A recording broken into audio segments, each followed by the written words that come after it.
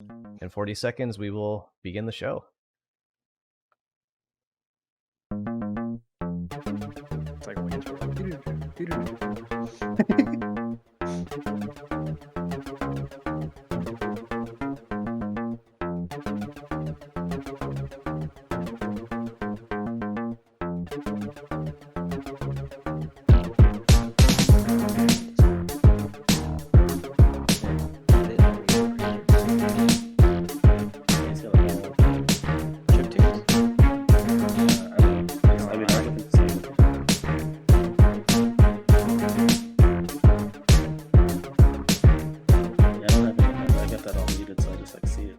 barely put it up so I can hear it.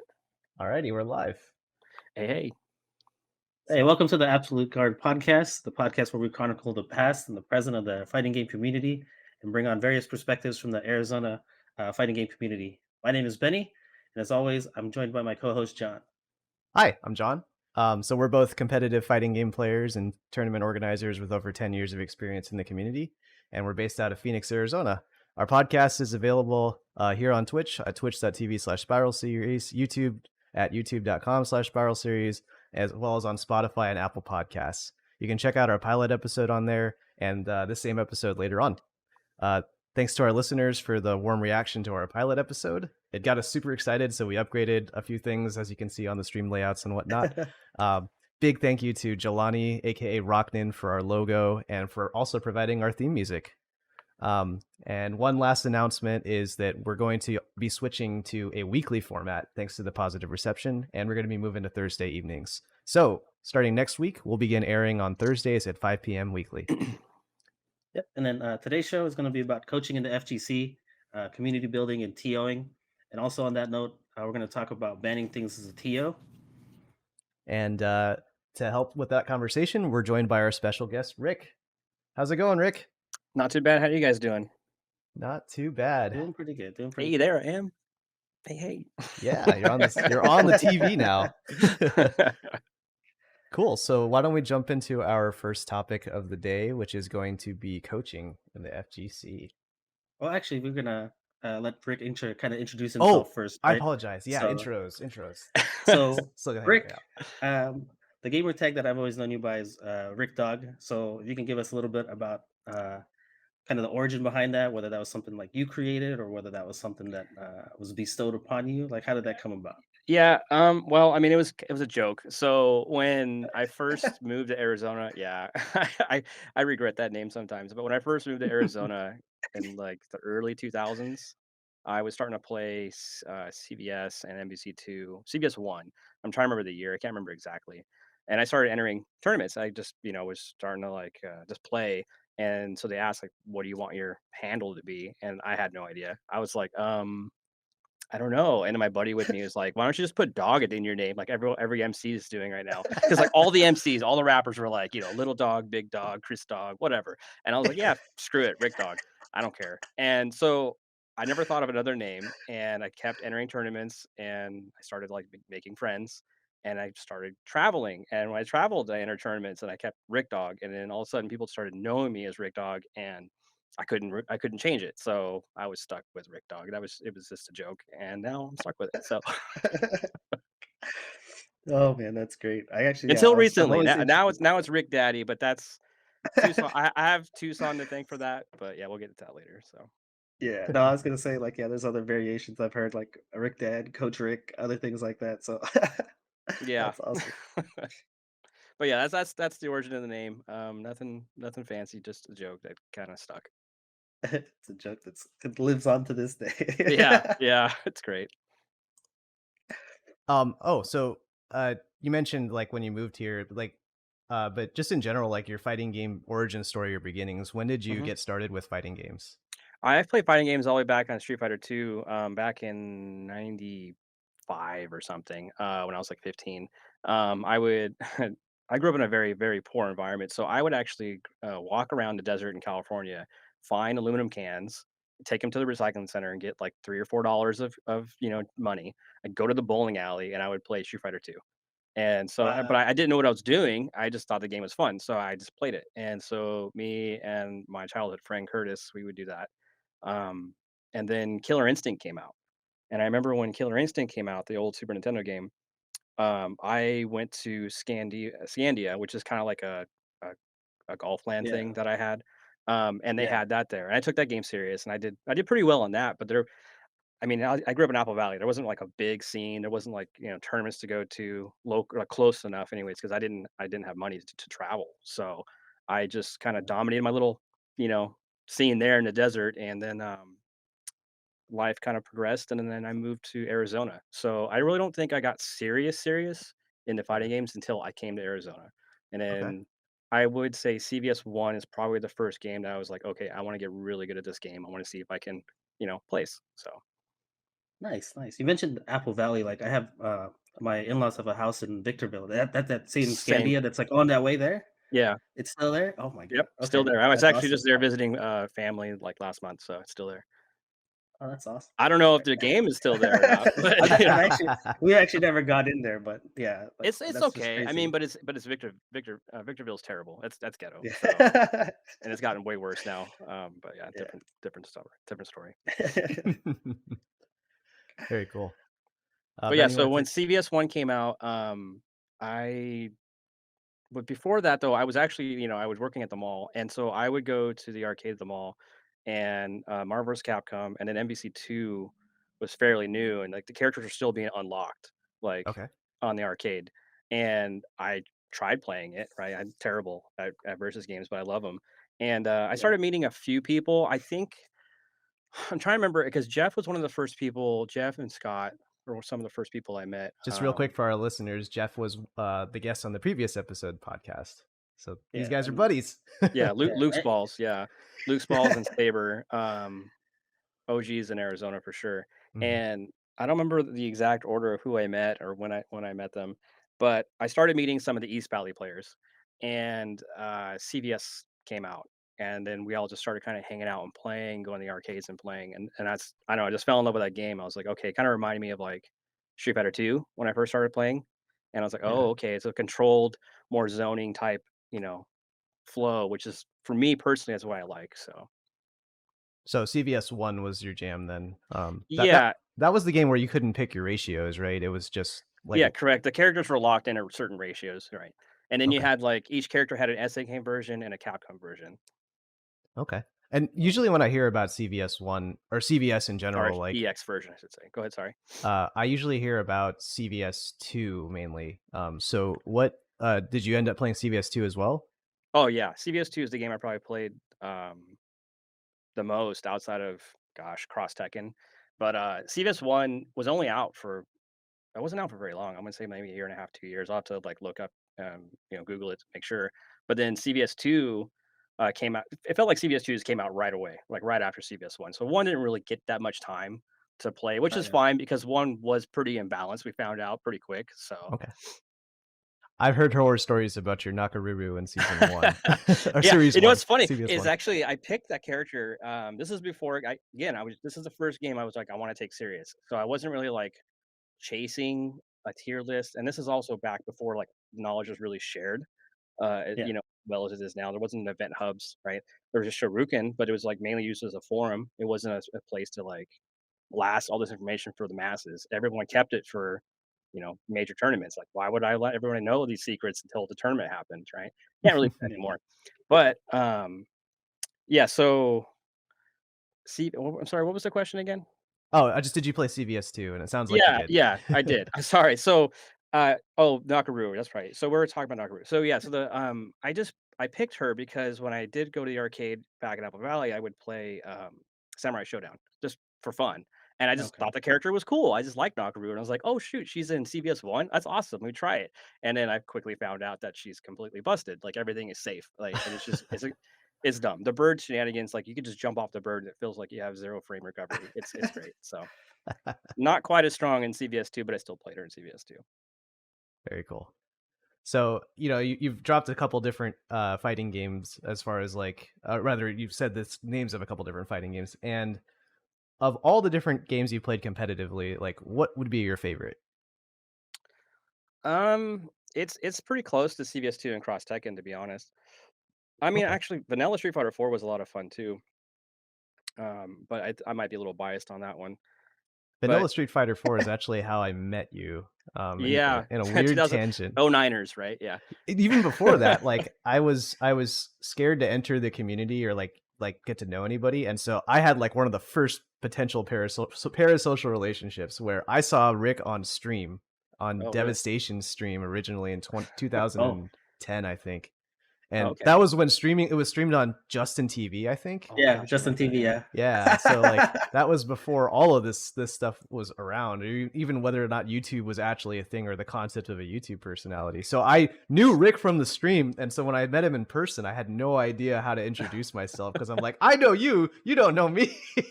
Yeah. Was this at the university's tournaments? Yeah, yeah, that's in the Street Fighter UTI? 4 era. Yeah. Right, yeah. UAT. Or UAT. Yeah. UTI. UTI, yeah, you don't want those. Those are bad. University of Advancing Technology. And Yeah, actually someone right. in the chat right now is the one who got me to come out, Reese, Freestyle. So very Oh, cool. okay, It's a cool. mini reunion here.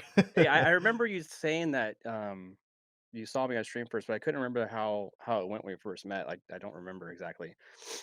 Yeah, it was DJ Wheat, I think who was commentating it. And so he also was fascinated by your name, Rickdawg. Oh, it's really not that. It's just terrible story. I wish there was a good story behind it, but it's just no, it's not good. I got way better stories like being kicked out of a casino than my name. I think we'll get to that one at some point too. Very cool. I But think yeah, that's I would say CVS to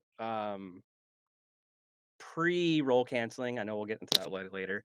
Pre roll canceling and cross Tekken. But it's funny because like before roll canceling, CVS2, the big complaint everyone had was how much time it took to play the game. mm, Right. And that's yeah. the same complaint that people have across Tekken. So I'm like, maybe there's something here that's I like games that you have to take time and like, really, I don't know, zone Yeah. out your opponent. I don't know. The- Maybe there's something to it, or maybe I just like to be a turtle. I don't know. More chances to download your opponent the longer it goes, right? Yeah. Yeah. Very cool.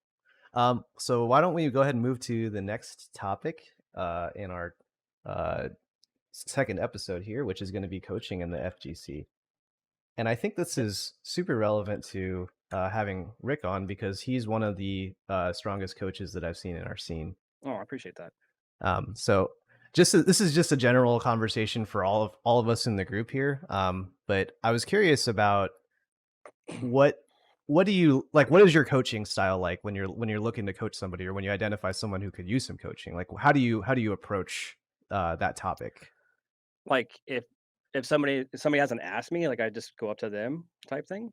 Or let's start clean and say, what if they ask you for coaching? Like, what do you look Okay. for?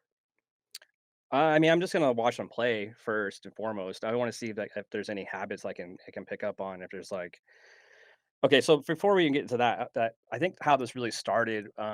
This is gonna be silly. I'm sorry, Ricky Ortiz, if you hear this. It's not me picking on you. Um, there, gosh, I don't remember what year it was. I think it was the first year Street Fighter 4, and I'm at Evo, and then watching with 12 Arizona players, and Yeah. Ricky Ortiz is playing, and he would do this one pattern every single time. If somebody DP'd him that wasn't an anti-air DP, just DP'd him, he would immediately follow it up with his own DP. And Oh, so I called it the Rick rule. And I was like, this is the Rick rule. Like, and then I started noticing that other people were doing it. And so I don't know. I think that might have been a point where I started becoming, instead of just a spectator, more of like an analyst.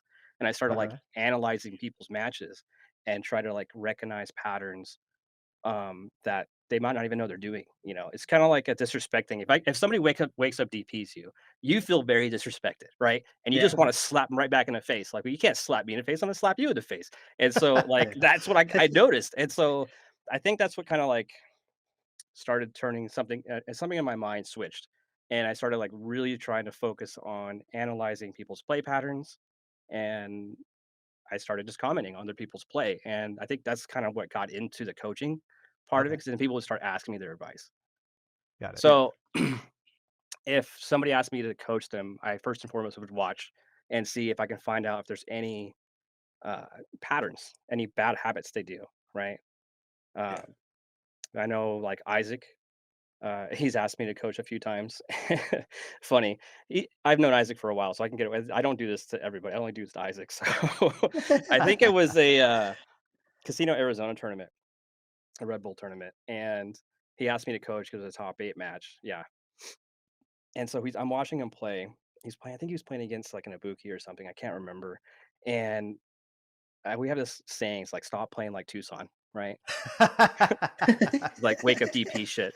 Yeah. And so I'm like watching him play and he starts doing it. And I'm like, Isaac, and he's like, I know, I need to stop doing it. I'm like, no, you don't understand. If you do that again, I'm slapping you in the neck because I'm standing right next to him while he's playing. And he does it again. I shit you not. He can confirm it. I just turn around, bap, middle match, slap him right in the neck. And he's like, starts coughing. I'm like, he's like, yeah. And he stopped DPing. He actually eventually won the match. But I was like, I'm sorry. I didn't really mean to hit you. It was kind of like a reaction, but I've known him for a while, so it's kind of a different thing. But no, he's like, no, thanks. But it's yeah. I don't that's probably a terrible story to say. I'm not a violent coach. Like it's just with Isaac. I know him long enough to do some stupid stuff like that with. I do want to revisit that story later, but first, Oh Benny, yeah, it's great. Benny, when you're coaching somebody, like, what do you look for? Like, how what's your style like? For me personally, like I mean, the only coaching moment that I really can remember is actually during the boot camps. Like when we started Street Fighter Five, John ran like a boot camp series at our local place, the gaming zone. Basically, we had 10 stations. Like everybody was ranked, and then you could kind of level up, go down from there, just to kind of set that up. And basically, there was one match. I think it was for like promotion. It was for Maynard, the X button. And I remember just watching him and like, for me, like it was kind of the same thing. Like I would look for kind of patterns or habits or like opportunities that I would see that he'd be missing. Like if I saw something that he wasn't like catching on to, then it'd be like, you could punish this with this, or you could do this at this time. And it's one of those things like that's kind of my style. Like I'm terrible at picking up on habits and patterns, like for the most part. Like I get called out on it personally, and it's just like, hey, you do this all the time. I was like, oh, I had no idea. Maybe I'm just on autopilot. But yeah, for me it's just a matter of like, yeah, just recognizing like those kind of missed opportunities and pointing those out. Okay. So yeah, what I've seen here is that there's almost two sides to a coaching style where you're either you're kind of sharing information about the game and you're going a little bit more technical as far as like what's possible in the game and hey, you can punish this thing, or hey, this is your turn now, they're minus after this or something, right? Or Yeah. you can go the other angle and look at the player personalities in the psychological game and look at player tendencies. Like a dragon punch, like we can say that the dragon punch is, it's 3 frame startup, so you might be able to option select it with a crouching short or something, blah blah blah.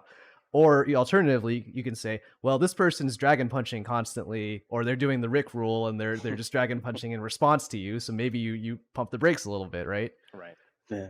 So it's kind of interesting seeing that. I definitely think it's best if you can do both, but it's gonna depend on the player because like I will going back to that same question like what you asked me. If it's somebody I don't know that well, Mhm. I don't want to overwhelm them. I don't want to overwhelm them and be Yeah. like, oh, this, you can do this, you can do this, you can do this, and they're gonna kind of forget. Yeah. And so I try to like if it's somebody newer, right? I'm gonna say, okay, you know what? Let's dumb it down a little bit. There's this one pattern. It's not safe. Find a way to punish it. And then once I get to know the player, like, oh, okay, then I'll start getting more technical with it. But I just don't want to overwhelm somebody. So Yeah. I've actually been on the receiving end of that, no, not the other end of it, where I've overwhelmed people before by yeah, just being like talking about frame data and stuff, and you can that's make it not. worse. Yeah, Yeah, because then they get Yeah. paralyzed basically because they're thinking about all these new things that they weren't thinking about before, as opposed to exactly. like an isolated situation. And they Yeah. just don't play their game anymore. Yeah. Yeah, exactly. I mean, I don't know if you remember, Rick, but there's been a couple tournaments you've coached me at. I think one was Street Fighter Five. The first year it was at Evo. Like, I honestly don't remember much of the advice you said during the match. I think it was kind of like, just pointing out things here and there. But the one that I do remember was this. I think it was undefeated at the Grid in Mesa. I forgot who I was playing. I think it was a birdie player, but I remember. It's funny you talk about that tough love thing with like Isaac because like I could see this kind of being a moment like that because like I remember there was I'm playing Dawson, this guy's playing birdie, and I remember you in the background. You're standing. I think I asked you like, hey, can you help me? Can you coach me with this match? And you Yeah. said, in the middle of the match, I'm playing whatever, and then you say like, whatever you do, don't put yourself in the corner. And immediately after that, like I threw a fireball and I teleported behind him into the corner.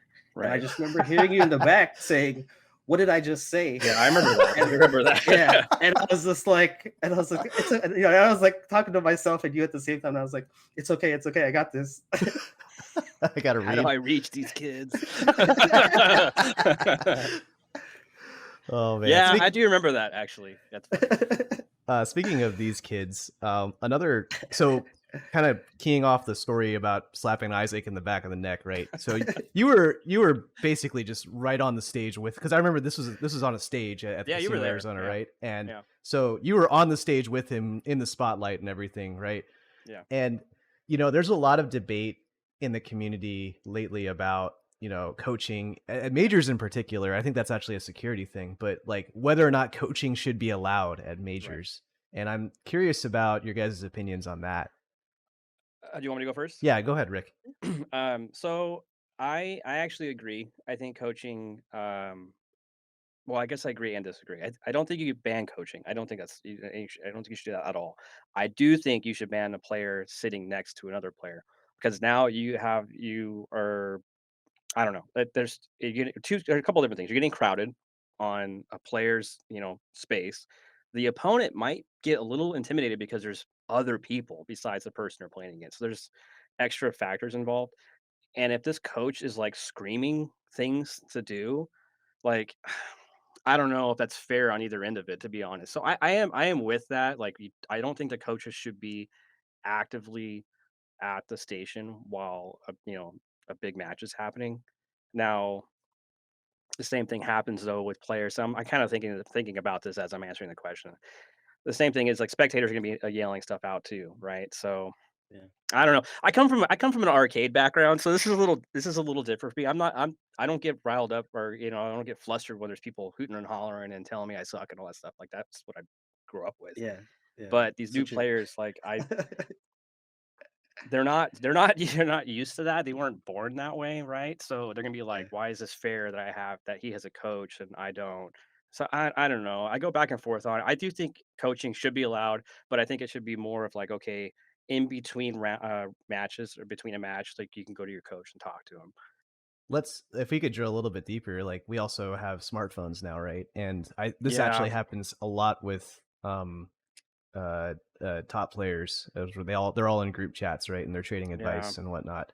And so you'll see like a stream. Well, pre-pandemic, you would see like on a stream like a camera shot of the player, in a rematch screen waiting, and then just looking at their phone. And the question is whether they're out there looking at matchup knowledge, like frame data, or like an app that they have for notes, or are they talking to someone now?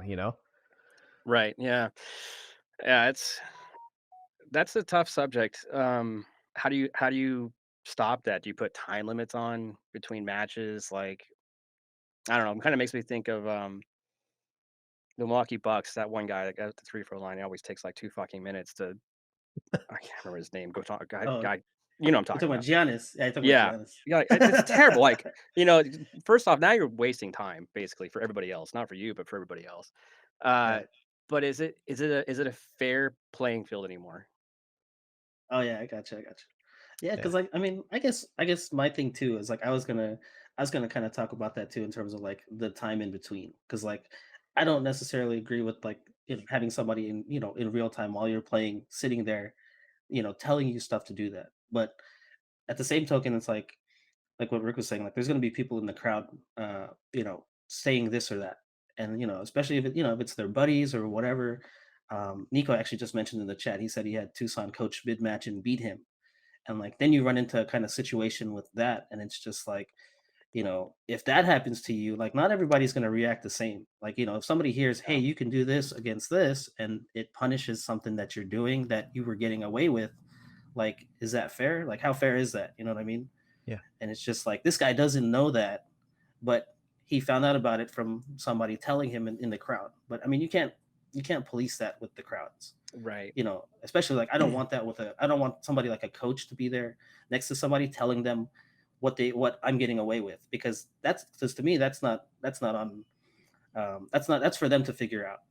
So I'm more of an agreement in the times of like having it in between rounds, and I would say like set a time limit because I think of like boxing or MMA, like they have a minute in Okay. between rounds. Hey, your turn to do this, or you need to change this up.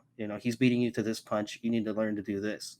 Like that way you can you get the advice from your coach, but there's Yeah, also like a limitation on what you can get from that specific person. Like you can't control the crowd, so I mean, yeah, that's a different thing entirely. But for a coach itself, like I would say, in between rounds and maybe have like a 1 or 2 minute time limit to kind of discuss things, if that.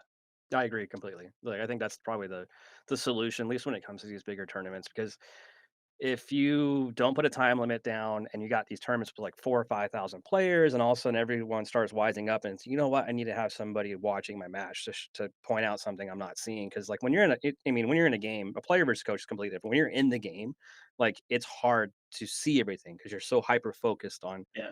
just a couple details. But the person outside, they're not having to worry about all this dexterity and moving a joystick and hitting buttons. They're just looking at the whole thing, you know? So, Yeah. I think a lot of it's about like it's kind of like a when you're dealing with like if I'm playing somebody and my opponent has a coach, right? And Mm, I'm essentially playing against both of them at that point, right? Because right. they're yeah. watching as well and they're examining my tendencies as well. But there's also it's a double-edged sword too, because what if I also am beating that guy, the coach as well?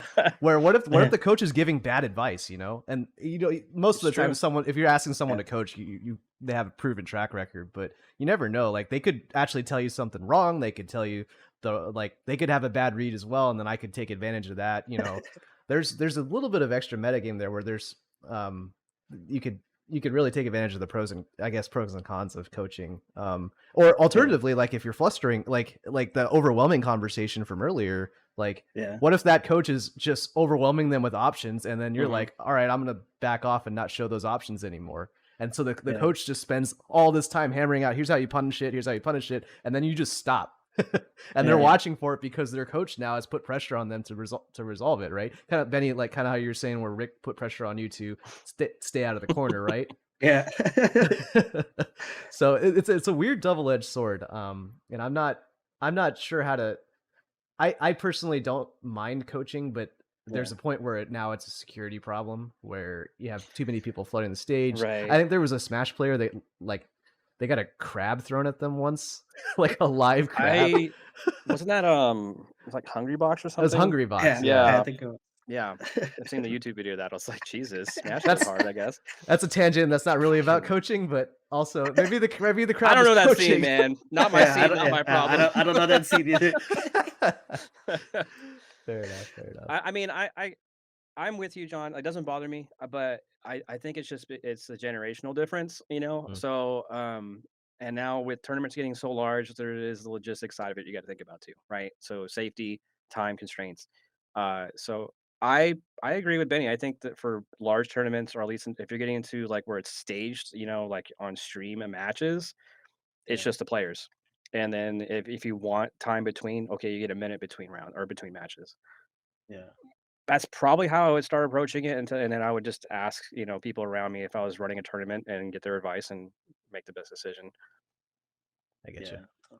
Yeah, I agree. Like, yeah, I mean, it's just one of those things. I mean, yeah, even as like a tournament, like a stream, if you're running the stream, like having a visual timer, like that helpful. That's helpful too, just because like the people that Mhm. are watching, they'd know how much time there is in between rounds, that kind of thing. If you want to take it that far, but yeah, I definitely feel like yeah, it's a generational thing that, yeah, I don't mind it at all. But yeah, it's definitely something that I think as things get bigger, like that, there's gonna need to be like established guidelines and rules for like how people want to handle In the chat here, SF Punker says, "Do your homework, play with what you know." And that.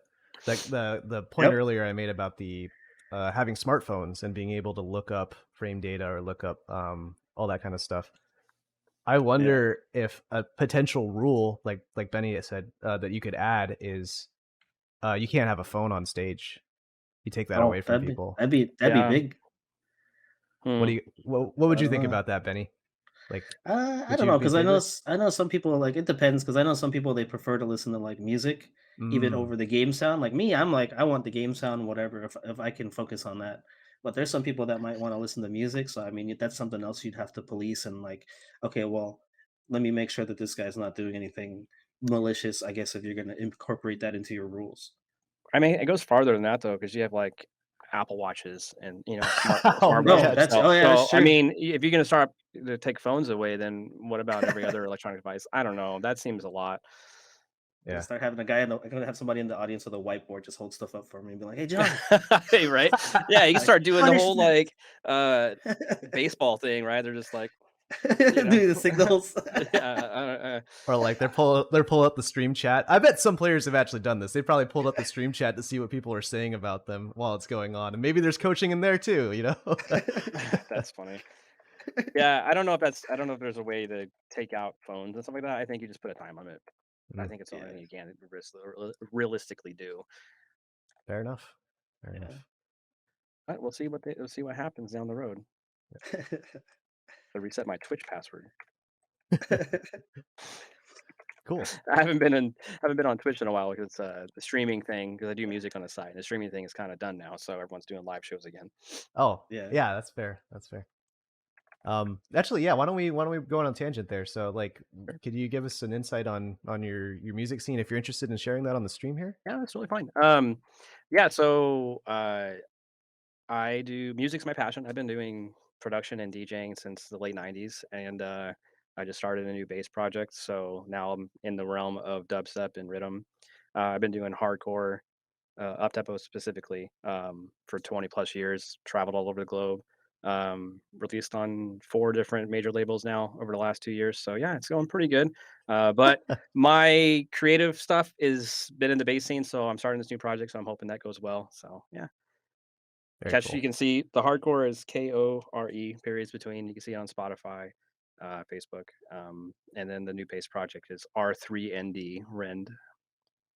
I Yeah, have seen some posts on social media about that, and we remind me to revisit that at the end of the show sure. too, so we can get you to do a formal plug for that. So Yeah, Yeah, no problem. very cool. Very that's cool. awesome. Well, I think we've kind of exhausted the coaching topic. Yeah. Why don't we go ahead and move on to community building and community contributions to the scene? Just to set the stage briefly, in our pilot episode with Jeff, we let slip that Rick was our next guest, and Jeff had only good things to say. And I think one of his main Yeah. things was, if you can, like, what did he say? He said there aren't many people who have contributed more to the Arizona scene than Rick. Really? Wow. Yeah, it Yeah. was extremely Yeah. high praise. I don't Yeah. know if I deserve that, but I appreciate that. That's awesome. Yeah, he had really good words for you. Like, um, yeah, just to kind of preface things, like I've technically made 2 introductions into this scene. Like, I'm an '09er. I was living in Alaska at the time, and I was thinking about moving. Had friends here in Gilbert that were telling me, "Hey, come down and visit." So in 2010, I planned vacation, and the first week of it was to come to Arizona. I was gonna go watch a football game, do other things with them, and I just started in the scene, so I was like, you know what, let me reach out and see if there's something FGC related going on. So went on the Shore Yukon forums. I tried looking for the thread in like the archive. I think I got probably deleted, but I made a post in there basically, asking, hey, is there anything going on during this week? And I think in November.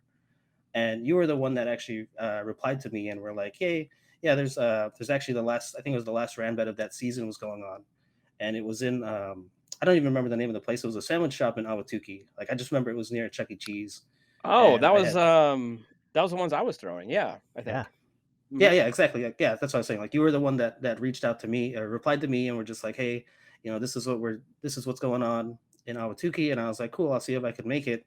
And yeah, I had my wife drop me off, and I spent a couple hours there. I think yeah, you were busy with Reg, so I didn't really have time to talk to you. I kind of just like was like, "Hey, I'm the guy from Alaska. I'm here." Paid my $5-10 or whatever it was, and um, I'm pretty sure I went 0-2. I think I lost to like Match Chan. I think you were playing Ryu at the time because I think it was you and Matt. And then like I got bodied in casuals too. And like I remember I played John, and I played Reese too, and that was pretty much the end of that. And then just to continue off of that. So after that, I went back to Alaska. I was there until March of 2012. And when I moved down here, that's when you guys had started the Hasbats. I guess Oh wow. Okay. I want to say like the first season of it just ended, and I came in March, and like I think I found the actual post. It was like literally like in between seasons, and you guys were, yeah, and again, you were still involved with things at that time also. So I thought that that was pretty cool. Because you were my introduction in 2010, and then when I came back 2 years later, like here you are doing Hasbats in March of 2012. There goes your cat. Yeah. And then yeah, and then it was, it was like I was doing TO stuff in Alaska, so it was cool to, like, again, have that same kind of connection with you there, because I was just like, oh, this is the guy that I met in 2010. No, that's I cool. Yeah. Was I doing the second chance tournaments back then?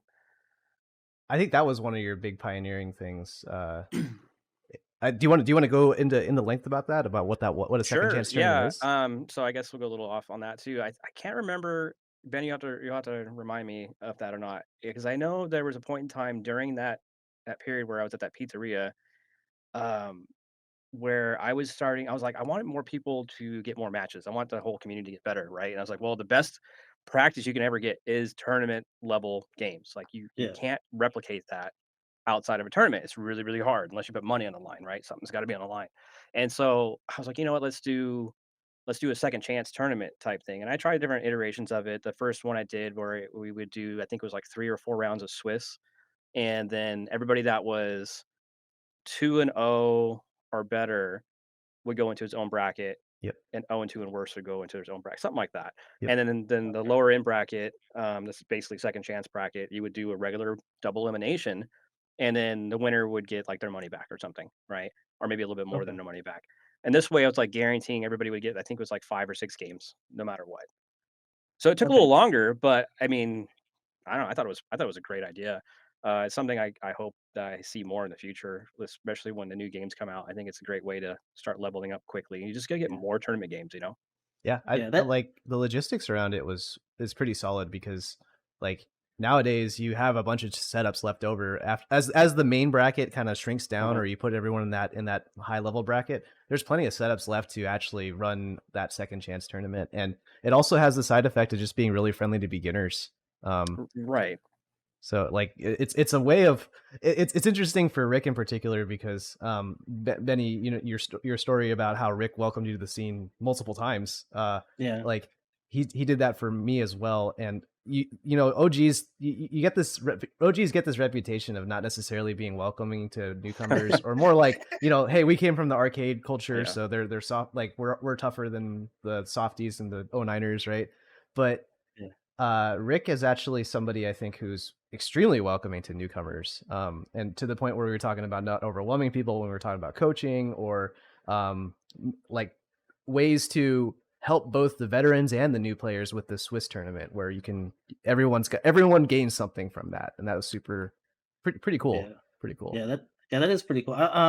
Yeah, you talk about the second chance thing. That I'm pretty that would have had to happen probably after that, because like I said, that was the one that I went to. I'm pretty sure was the last ran bat of that season. So maybe that's something that you implemented after, because I know for sure it It might wasn't have during been, that yeah. time. Otherwise, I would have been in that second chance tournament too. I just know I went Did you get yourself in 0-2, the and corner, then Benny? Is that the problem? Did you get yeah, yourself in the corner again? I went 0-2. That's all I remember. I went 0-2. I went to go play casuals, and I was like, here, let me go try things over here. And yeah, John and Reese and some other guys bodied me over there. So I was just like, yeah, it wasn't the second chance tournament, that's for sure. That's funny. That's funny. It's great. If I The could take a trip back in time briefly to, because uh we talked a lot about Street Fighter 4 and the pizza place tournaments, Mhm. right? But did you ever run any tournaments or do any kind of community building prior to that for games that were before me and Benny?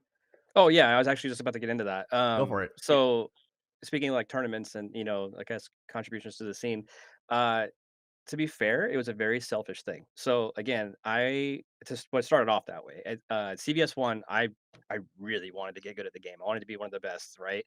And again, going back, I knew right away that the best way for me to level up is to put the most pressure on me. I just think I do well under pressure. I think I learn more. I think I learn faster.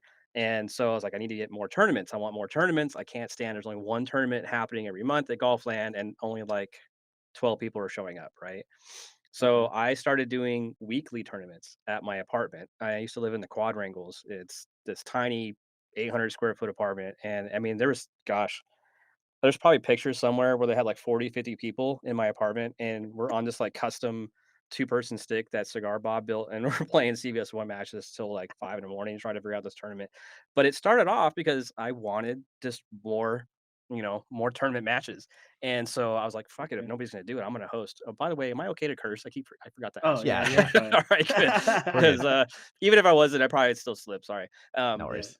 So it started off a very selfish thing. I wanted to just get better. And I knew for me to get better, I had to get everybody in.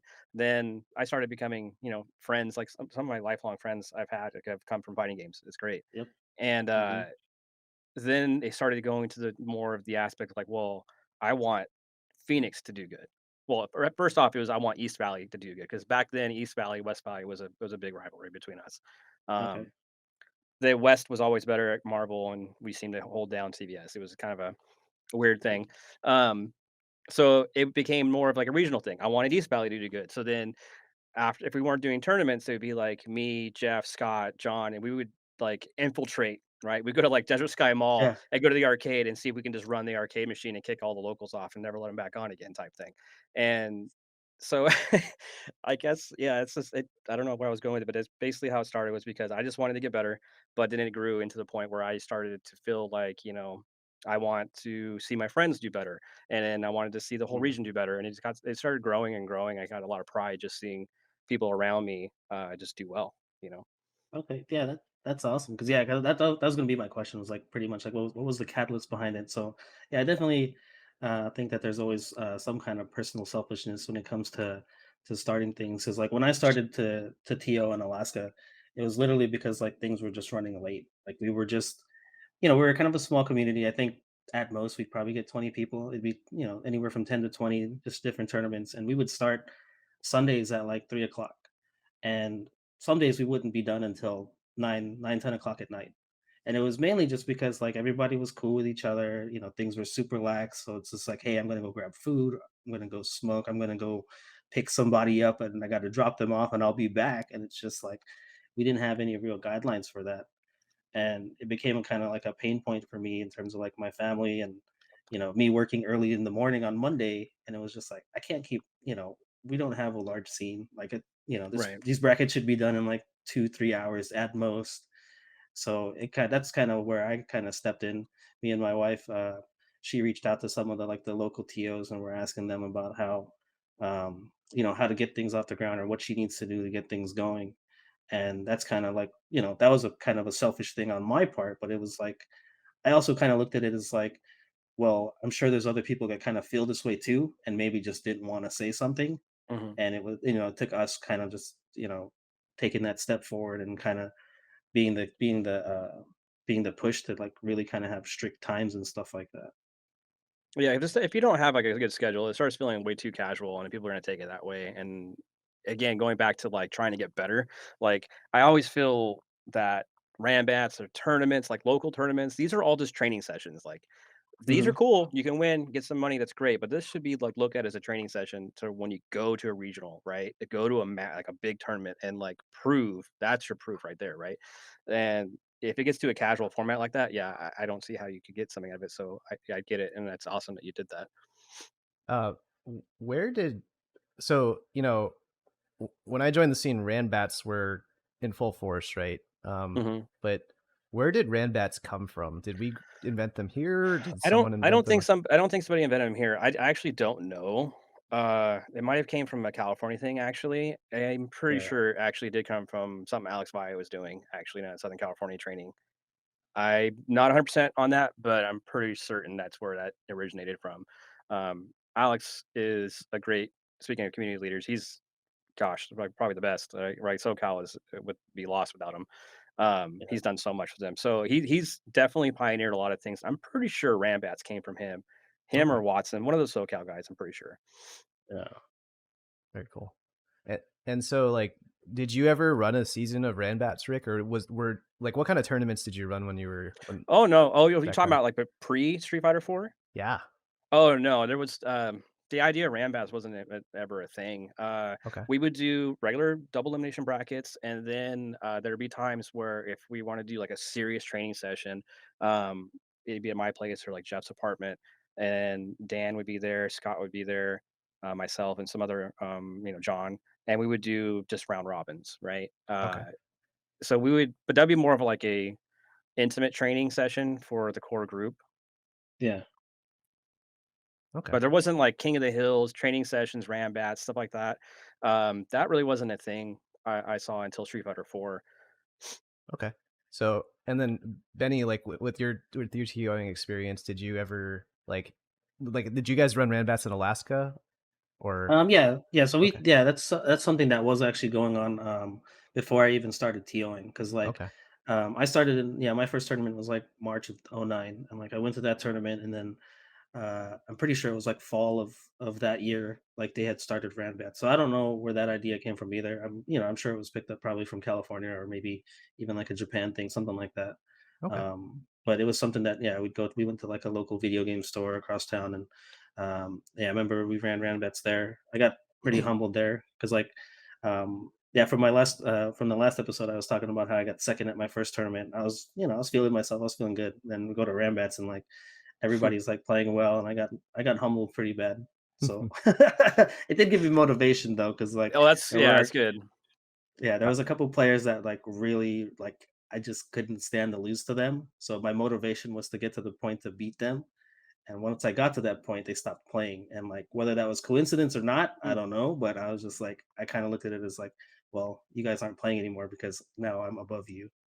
For our Yeah. listeners too, I want to kind of give an explanation of what Ranbats are. And maybe I should have led with this, but Ranbats stand for ranking battles, and what it is it's a tournament, but it's a tournament series. And so back before these pro tours and whatnot existed, the concept of linked tournaments was pretty rare, I think. And so what happens is we run a tournament, and then X amount of percentage of the of that pot goes to a season pot. And so what ends up happening is if you have a five tournament season, the pot accrues over that time, and then by the end of it, whoever has placed the highest consistently across all of five events gets paid out as well, in addition to the days the tournament of the days payout. Kind of a Yeah. rough explanation, but Yeah, right. yeah, You get paid if you win one tournament, and then you get points for winning or right. placing, and then there's another pot you can potentially get. And so the strength Yeah. of that is that it measured consistency, because there's bracket luck and there's all kinds of like factors. What if the best player doesn't show up to one tournament, right? Yeah. And it also acted as a motivational thing for players to keep coming back, because they're like, hey, I need to keep this score high so that way I'm in a good spot for the season. I remember there was a lot of the Tucson guys were just doing hypothetical calculations of, okay, what if this person gets this place? What if this person Hmm. gets this place? Do I have a chance? Yeah. Um, so Yeah. It's funny. okay, I was Benny. gonna say it's funny you mentioned that, because like one of the things I implemented as a TO was the playoff the playoff format. Like we did the normal like awarding points, like 7 points for first place, and coming from I was big into basketball and sports and stuff like that. I really wanted there to be like a playoff format in terms of like allowing the lower seeded players to have participation into like a bigger tournament.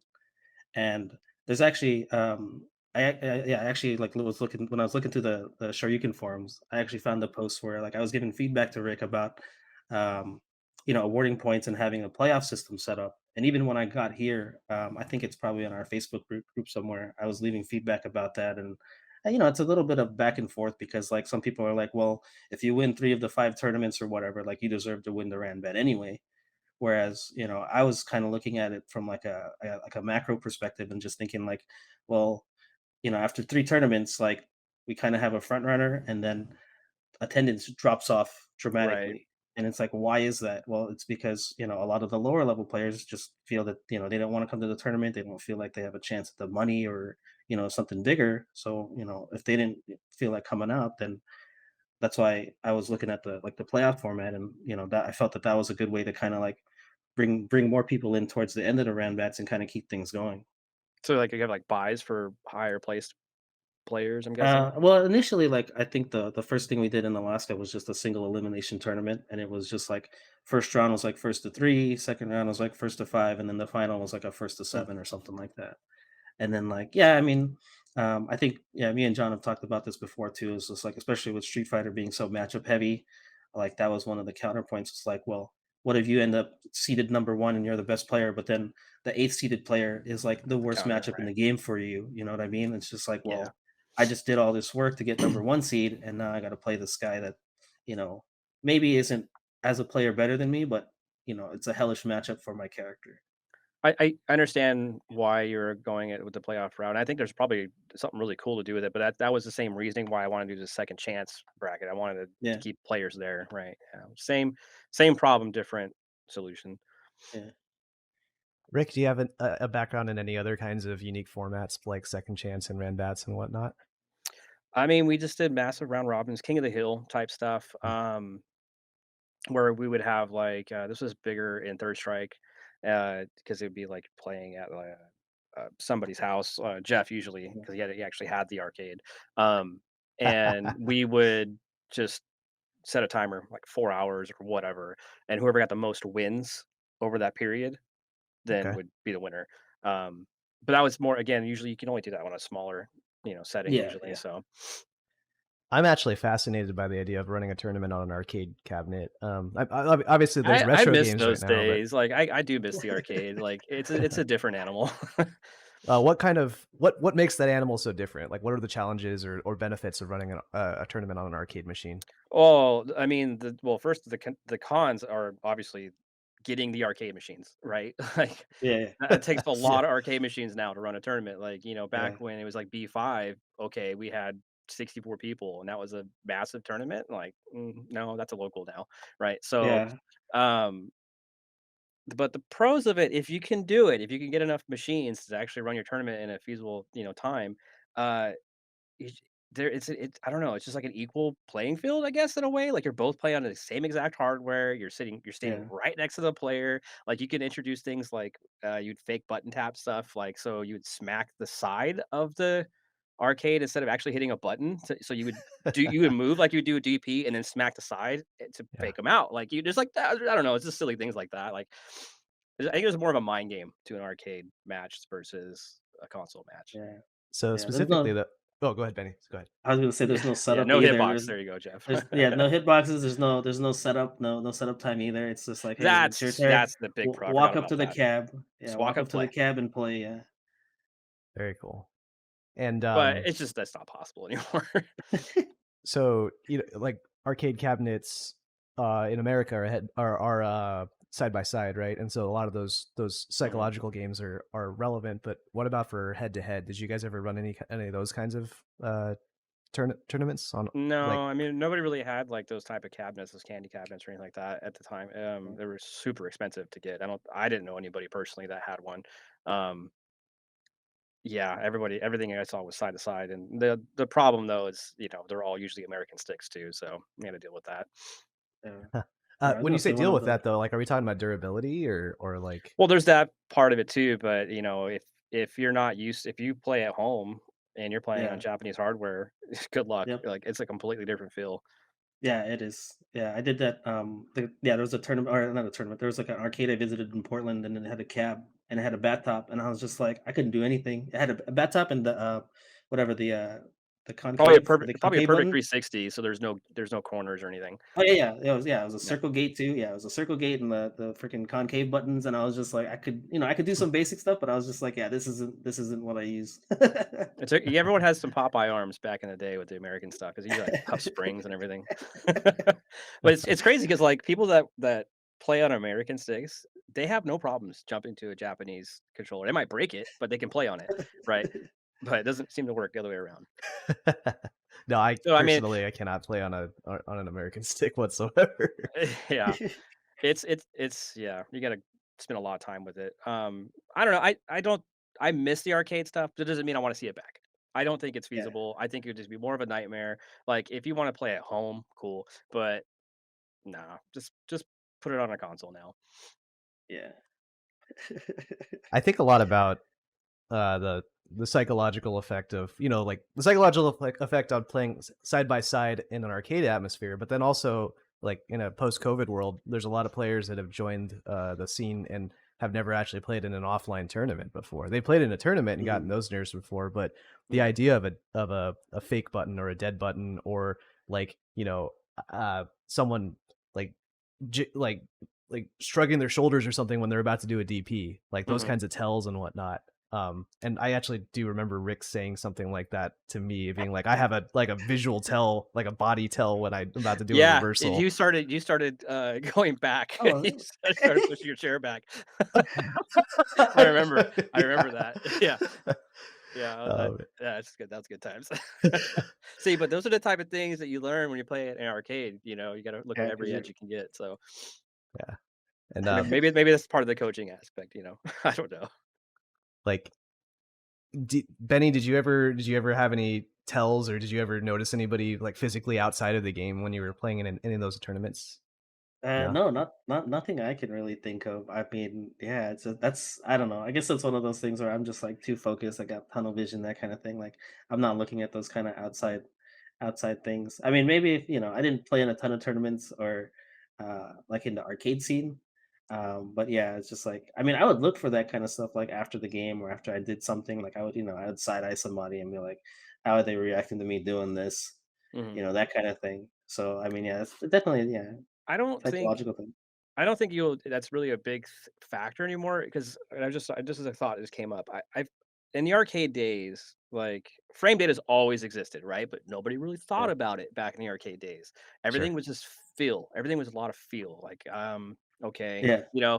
so there wasn't like he does this, it's my turn, or this person does this, so it's my turn, or I did this, it's their turn. Like there wasn't this like handshake stuff. There wasn't like, okay, whose turn is it now? Like I'm allowed to do this now. It was just like, I'm gonna play this game. And it was more of a mental warfare than I think it's more now. It's more of a no, I wouldn't say like a knowledge check, but it's a bigger part of the game now is actually understanding whose turn it is and when is it appropriate to handshake somebody to the corner or something, you know what I mean? Yeah, totally. Yeah, I would definitely call it a knowledge check. I think that's a certain kind of player that didn't get that wasn't rewarded for that in older games because it didn't matter as much. But for newer players, like I'm talking like people like that are doing like card games. Card game players are a really good example where I think they like to meticulously Yeah. stack the deck and build combos in advance before playing their opponent, right? And so Hmm. those kinds of if you don't know if that combo exists when you're playing against it, like that's a knowledge check. And in the same Yeah. way that, hey, I just blocked a crouching strong and that's +2 on block, I shouldn't hit a button afterwards, but I Right. might because I don't know, you know. Yeah. No, and look, I'm sorry, Jeff. I love you. You're great. But like when Cross Tekken first came out, and I just picked up Jin because I thought he was a cool character. Didn't know he was really busted yet. And I'm doing because like I made me think about when John said crouch strong, and I would do crouch strong, and just because it felt right, I would do crouch fierce, right? 'Cause I was like, man, this feels Oh, like I that can do crouch links. fierce here. Well, yeah, it links on hit, and then on block, it's like a 3 frame trap. And Jeff is playing Jeff's playing like, what is one of the Fist characters? I don't remember. And he's doing like he's trying to crouch strong back, and I'm blowing him up, and he would just get so mad. So that's like a knowledge check thing. Whereas Jeff, I love you, buddy, but he's like tried and true old school player. I'm gonna play because it feels right, type thing. Very cool. But I guess maybe because I also have a background in other competitive gaming, like card games and RTS and first person shooters. So I guess it was easier for me to go from okay, I need to learn more about the game now, not just go, it just feels right type thing.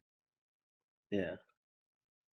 So I guess speaking of like modernizing your viewpoints on these games, like do you have any advice, both of you, do you all have any advice to someone who is going to run a tournament in 2022, or like old school pitfalls that you ran into and what like that may still be relevant today?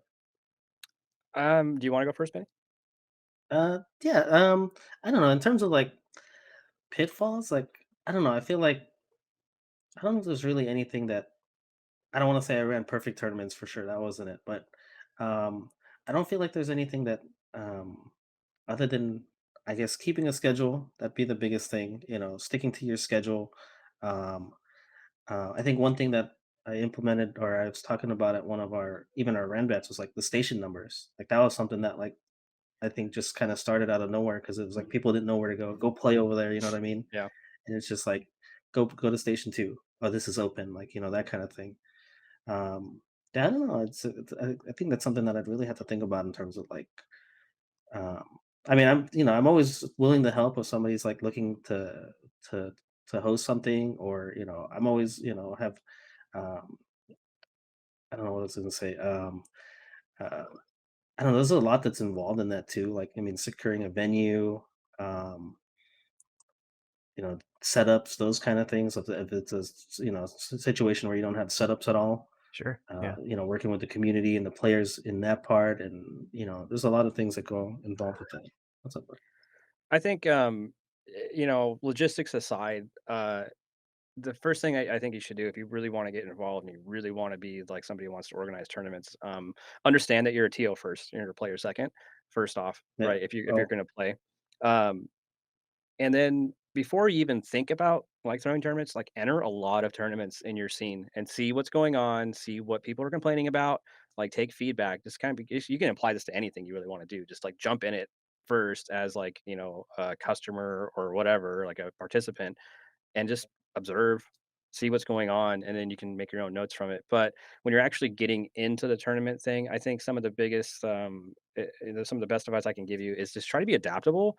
Like it's never going to go like you think. It's never going to run on time, right? There's somebody's controller is going to break. Somebody's going to hit pause mid match, right? uh, just be adaptable, be understanding that these are people that are just trying to play and win. There's nothing against you or them, right? It's a yeah, competitive game. It brings out competitive emotions in people. So stay calm, stay collected, and just learn to just kind of roll with the punches. If you're stuck on a decision, don't feel like you have to make it right away. Just say, hey guys, give me a second, confer with everybody else you have in your tournament, find the best solution, come back to the players, see what happens, and go from there. Now, if somebody is not happy with it and get agitated, then that's the point where you're going to have to be like, okay, well, I'm the TO. This is the decision I'm making now, right? But before you can get yeah, to that, just try to like be as calm and patient as you can. You just understand there's a lot of emotions going on in competitive gaming. Yeah, I yeah, to build on that, I think that one of the one of the pitfalls that I ran into early on when I was running tournaments was a lack of empathy for the players, and Right. because it's really easy to get on a power trip as a TO because people are like you're bossing people around. Go here, go there, play your match right now. I'm not waiting for you because you're Hmm. holding up the bracket, all that stuff. But there is an aspect where, and this Rick, your advice about entering the tournament is a really good idea. Where if you just lost a match and then the TO is shouting at you to get off the station or something, like Yeah. it's pretty heartbreaking. And so like it's really easy to forget that as a TO that uh players have like they're trying really, really hard to win, and like it'll crush them at times. And being willing to give them their space, being willing to give people breaks, being like, hey, you just played a match. Do you want to play again? Some people want to. Some people are like, yeah, I'm hot Yeah. right now. Let's go. Let's go. But others are yeah, like, I need a bathroom break or something, Yeah. right? I need to bring my heart rate back down. Yeah, yeah. exactly. I need a cigarette. Has anybody got any Coke? No, I'm just kidding. that that came up once at a tournament I was at. Oh Oh, wow. really? See? Not in I Arizona. mean, Not in Arizona. Marvel players are I love them. I love Marvel. Like what's funny? Side note: I feel like my personality as just a person matches the Marvel crowd way more than the regular Street Fighter crowd because just crazy partying all the time, right? And Yeah, we're beating talking hard. about Yeah. soft drinks, by the way. Yeah, of Like course. I And like Diet Coke personally, but yeah. yeah, but regardless, we won't go there. Fair enough. Oh man. But yeah, that's why to just hit on that point again. I really feel like you said, empathy is a big thing. You just got to understand because being a player first too is like playing in tournaments first. You should understand that you've been in these situations before, so carry that with you when something arises when you're a TO now.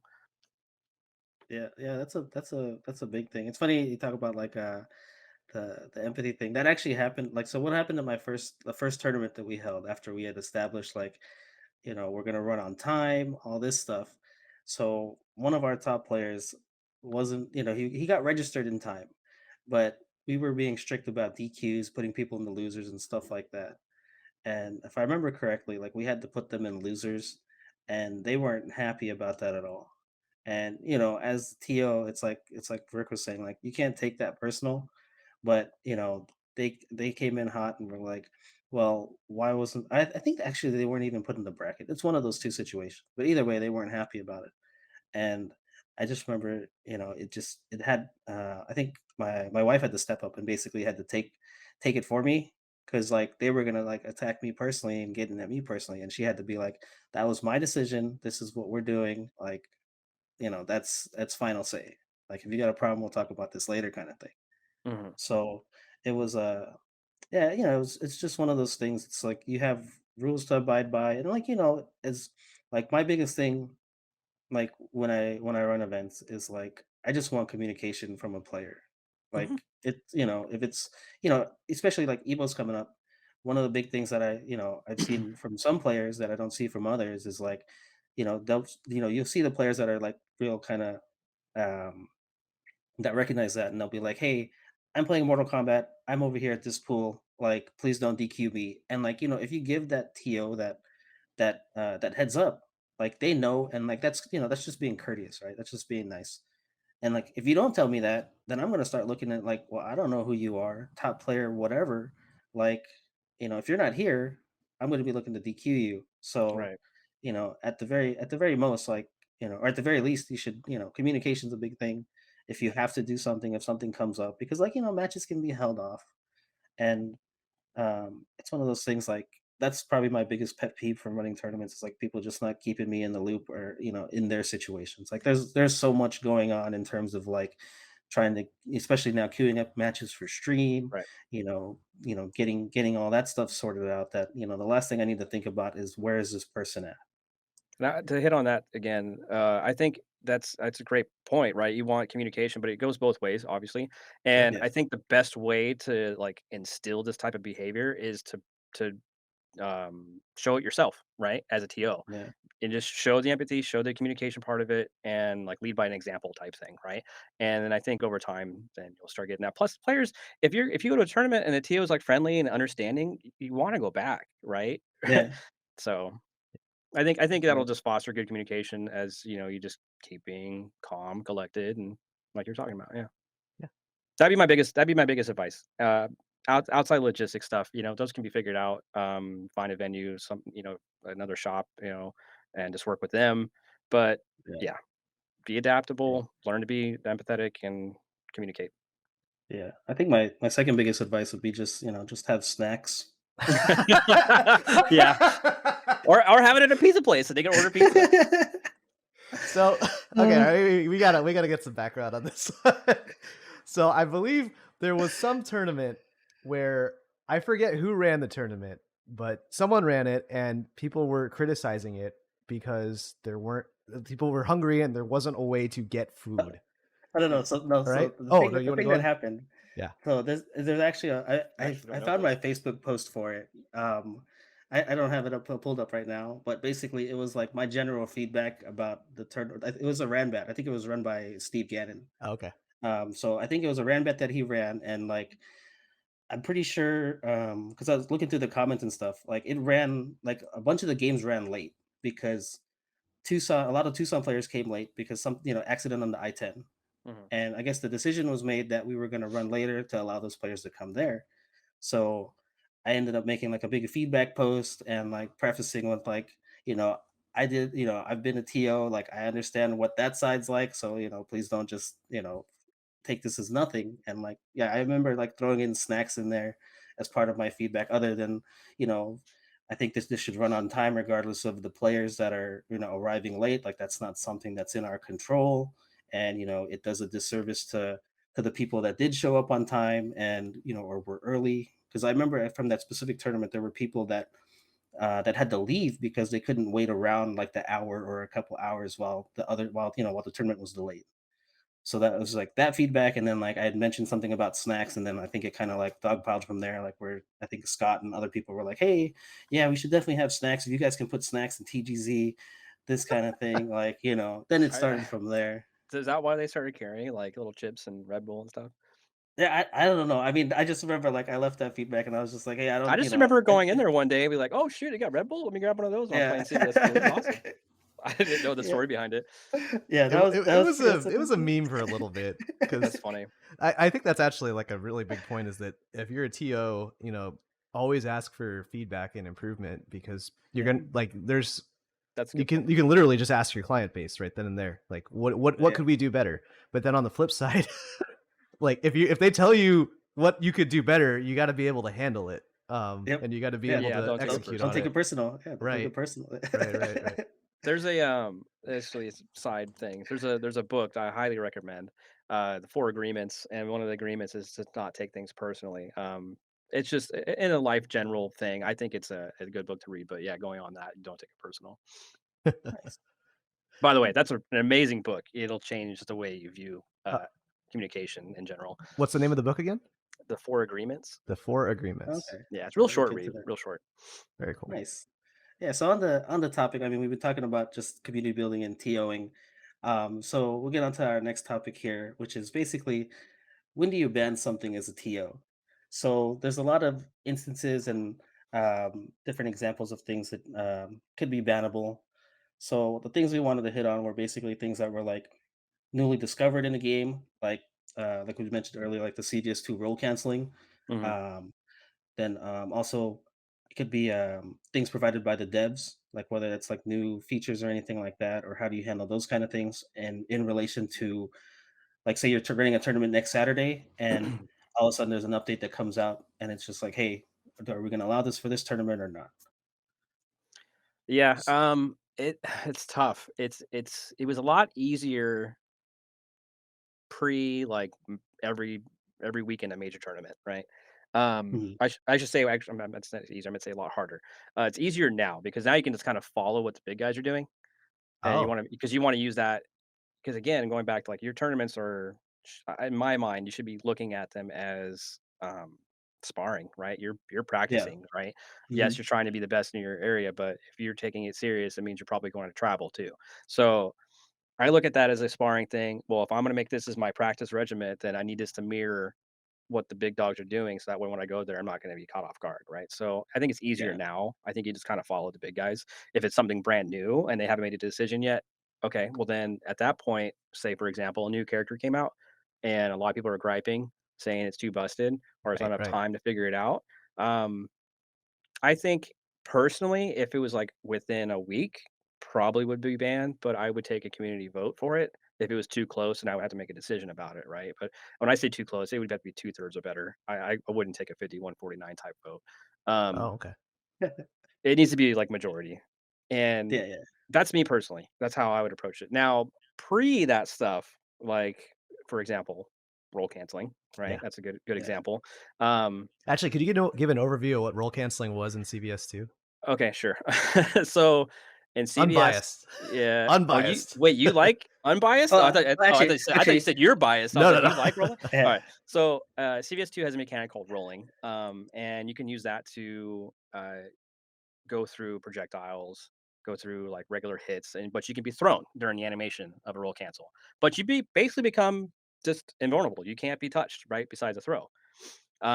There's like a 1 or 2 frame, I think, recovery from the roll, but some of these characters are really fast rolls. Now, here's the big thing. Every character is different amount of frames per roll. Okay. Some have very Okay. fast rolls, some have very slow rolls, some have very long frame rolls, even though it's a Hmm, small animation. okay. Now, kind of like a car throw where you can cancel a forward moving button into a throw animation, you can do roll canceling, but it's kind of like in reverse. And so instead of hitting a button and throw, you're going throw into a special. And what happens is the game takes the mechanics of the roll, all the invincibility you get, but you don't roll. You're doing your special move. So prime example, this one's used all the time, Guile, Sonic Boom, right? So you can use Okay. that as an anti-air now, right? Somebody's jumping in on you, roll cancel Sonic Boom, and it's so slow, and boom, they get hit, right? You could do with any move, like Ken's Crazy Kicks was a good one to use. So you'd find a special move that had lower amount of frames than the actual roll itself. So the entire animation of your special move, all the way up to the point where you can block again, is completely invincible. Oh Okay. wow. Yeah. I was How looking at the I was just gonna say I was looking at the super combo .gg website. And yeah, the way that they wrote it out, it says role canceling is a bug that allows players to apply the invulnerability of a roll to a special move, Yeah, exactly. thereby making the startup of the special move invulnerable. See, Like, they should have gone a little further because some special moves are pretty quick. Blank electricity. It's really fast.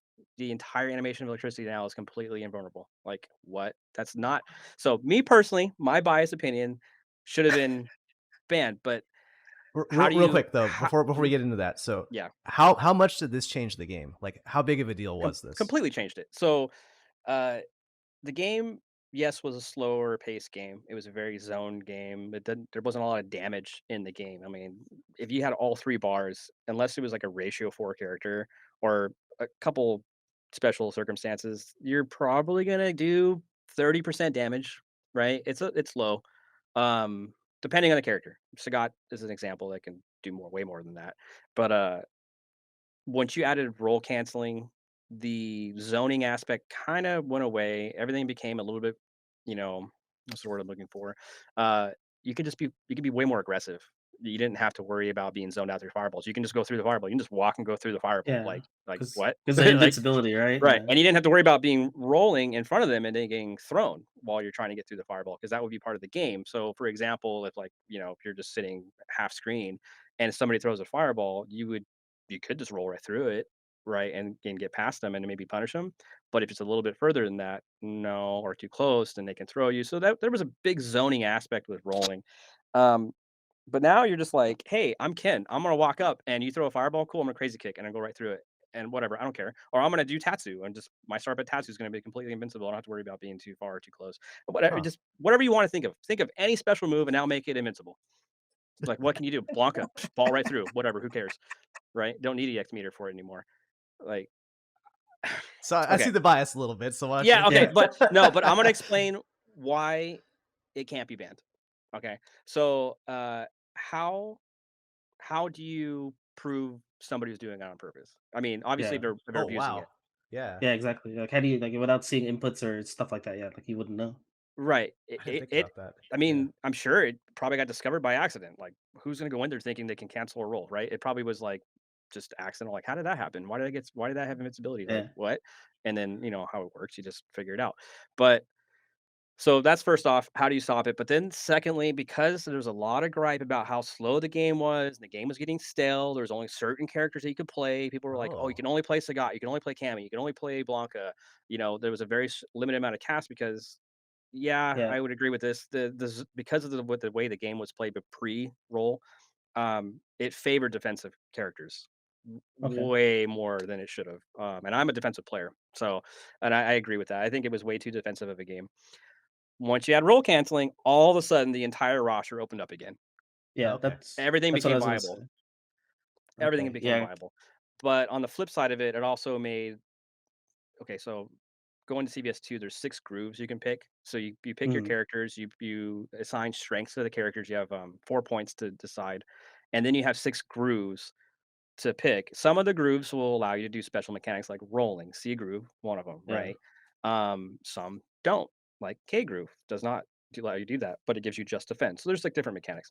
yeah, The yeah. introduction of roll canceling, but then also removed some of the grooves. Right, so basically you were Gotcha. down Okay. to CA and K. That was it. K Okay. was kind of been, like, looked at as the anti-roll canceling groove, because your just defend recovery is so fast, so even if they did roll cancel, you just defend it, and you can punish them, Oh, but that's very, okay. very hard to do. Just defend is Yeah. just a reverse parry, so you're So it just changed like the whole. blocking on frame 1. So other than the like I was gonna say, yeah, other than like the lower tier characters kind of being more viable now, like that kind of changed like the whole meta of the game too. The Because entire like game yeah, changed, right, yeah, so, I mean, before that in the beginning of the game, yeah, everything's open. But once they started getting like dialed in, yeah, it got kind of stale, kind of like an MVC2 type thing where you had like your top 8 characters and that was really about it type, right? And it was getting to that going down that road, and then roll canceling came, and it really just opened everything up. So, So do you think it was overall good or bad for the game? um, I I hate to say this because I am such like anti roll canceling. I do think it was good for the game. Now I wish that they would have just made a new version of it. This is okay. Going back to the arcade, this is the problem with the arcade. You can't make an update, right? yeah, Like you Right. can make an update, sure, but do you think everyone's going to update their firmware on their yeah. arcade? Okay. You mean you No, couldn't just ask the devs on Twitter? right, right. Oh, okay. So even if they made an update for the game, you think that, Bob Ross or whatever from the arcade is gonna, update the Bob machine. I don't know why. I don't know Ross. why I said Bob Ross, but I mean, roll you cancels know, might be a happy I little meant to say Billy accident. Bob. Is what I meant to say. Billy Bob, and whatever in Tennessee arcade is gonna update the machine. He probably doesn't even know how to do anything else but turn it on, Bob right? Ross. How's he gonna Yeah. update it? I don't know why I said Bob Ross. It's terrible, but so you can't just what I would love to see is a new version, hopefully CBS 3. But if CBS Yeah. 2 was actually get redone again, but done the correct way, I would love to see them to rebalance it, make it maybe up the damage a little bit, and get rid of roll canceling. And I think that would fix the game. But as it currently stands, yeah, I think roll canceling made it a better game, even though I absolutely hate it. I think it's a horseshit mechanic. So Why did you hate it? Just mainly because you're a defensive player, or were there other reasons? no, I just because I put all my time in learning that game for the way it was designed. Uh-huh. Yeah. And so I designed my teams. Like I was playing, one of my main teams was playing Blanca Vega Blanca, or Blanca Honda Vega, is what I meant to say. And they're all very defensive players, or defensive characters. I mean, Blanca can be offensive, but he actually really shines as a defensive character in that game. And I would just stand my ground and I just punish everything my opponent would do until roll canceling became a thing, and I couldn't do that anymore. So like a lot of those characters I had to okay, drop them off and learn some new ones. But I guess it was more of it's just not how I like to play the game. I don't like to I don't know. I don't like to be just all out offense and hope for the best I type get you. thing. Yeah, I yeah. get you. No, Which I guess is why I I'm not really understand. good at versus games. I don't know. Maybe I should have Well, picked up Morgan. What's that? Morgan, yeah, I want to pinpoint on you said the game as designed, and so then we get into the conversation about whether or not like what is intentional in the game and what isn't intentional in the game, and if something is Yeah. unintentional, should it be banned? Okay, I guess let me rephrase that. I don't know if the devs ever said it was okay or not for this, but it was never put in the Probably manual, not. Yeah, right? yeah. Yeah. So I don't think it was intended. That's my opinion of it, but I'm pretty certain that was not intended. So just wanted to go back and say that. I think for like I'm not a Marvel 2 expert by any means, but I have talked a lot with those guys and the Desert Sky guys too. Yeah. And a lot of them one of them actually discovered one of the unblockable glitches. Like Oh, Sentinel had nice. an unblockable if you shoot a laser or something on an incoming character, it's straight up Oh, unblockable on a Yeah, yeah. certain yeah. frame. You only get one block action or something like that. Yeah. Yeah, something like Yeah. that. I think it was Carlos that actually discovered that one. Really? And Yeah. yeah, He was an amazing player. and so I remember talking to a couple Marvel players about that, and they were like, "Yeah, that shit is tight." Like they like that stuff, Yeah. or like snapback glitch. Like you get Yeah. basically you get an infinite on a character with a snapback Yeah, glitch, impotence. Yeah, right? You know what's funny, John, is that I'm actually with them on a versus game. I love that stuff. Like Yeah. I love the infinites in Street Fighter Marvel. Like I love seeing the unblockables. I love seeing all the crazy, just quote unquote cheesy stuff you could do in a versus game. But Yeah. get out of my Street Fighter game. But Yeah. it's not intended though. So like, can you imagine a Right. world where you would ban that in a versus game? And like, what would that? Like you kind of said that, Benny. Would you ban something like that? Well, I don't know. In terms of that, like, yeah, I was gonna ask about in terms of infinites and stuff like that because, like, I don't think that was. I don't know if those were necessarily intended in certain games either, but I know that with infinites, like, I know some places like they talk about like you can do certain number of repetitions and then you got to Mhm. let it go. Like that's one way that they've Oh yeah, implemented yeah. ways of doing it, right? Like you Street could Fighter do X this Men is many another reps. one. Was like that. Yeah. Yeah, like you could do this many reps, and then if you do more, like that's a DQable offense, that kind of thing. Like I've heard things like that. I don't know. I guess one thing that I think about was like in vanilla Street Fighter 4. I think it was after Super came out, or maybe right before they discovered those unblockables, where like if you threw the fireball and then Ryu. Yeah. yeah, Oh and you did yeah. the ultra at the same time, the same like where it hit them behind, then it was unblockable. You had like the guaranteed ultra damage. Yeah. So If it like was basically the hitboxes on both sides of the character at the same time. Yeah. yeah, so like I mean, how do you guys feel about something like in terms of that? Well, the way I look at that is going even with the infinite thing too. If it's just one character that can do that, and it's becoming way too easy for players to actually get that infinite or get that unblockable, and it's actually making the match unfair. If it's just one character doing that, that's where I would go. Okay, maybe it's time to ban this character. Now, if it's the entire cast that can do that, you'd let it rock. That's Yeah. just the way it is. You You can't know? ban the whole game, right? Yeah, you can't ban the Yeah. whole game. Well, I was gonna say, like, well, do you have to necessarily ban the character? Could you? I mean, because you could just. I mean, for that particular one, I think that's a really kind of specific example. Like maybe ban that specific action. Like you can play this character, you just Yeah. can, you're not allowed to do this. Okay, but what if it's an accident? How do you prove it? So Oh, that's in true. case this is This what I gets was to the going back with TOing the role thing. canceling, yeah. Yeah. So in the Yeah. case of Ryu, like, okay, Fireball Ultra. Oh That's yeah, I threw very a fireball. Like, you could very easily mash that on accident, right? yeah, So that's true. I I personally try to avoid banning things for like that type of game mechanic unless it's a game crashing mechanic that is involved, right? Like there's a couple Marvel ones that are pretty involved to do. Um, CVS2, actually, I discovered one. Funny enough, I was able to freeze arcade games anytime I wanted. It was great. For some reason, and it was an accident. If I did Crouch Fierce Blanca, his big fist, and Yeah, frame one canceled it to level 3 super, game froze every time.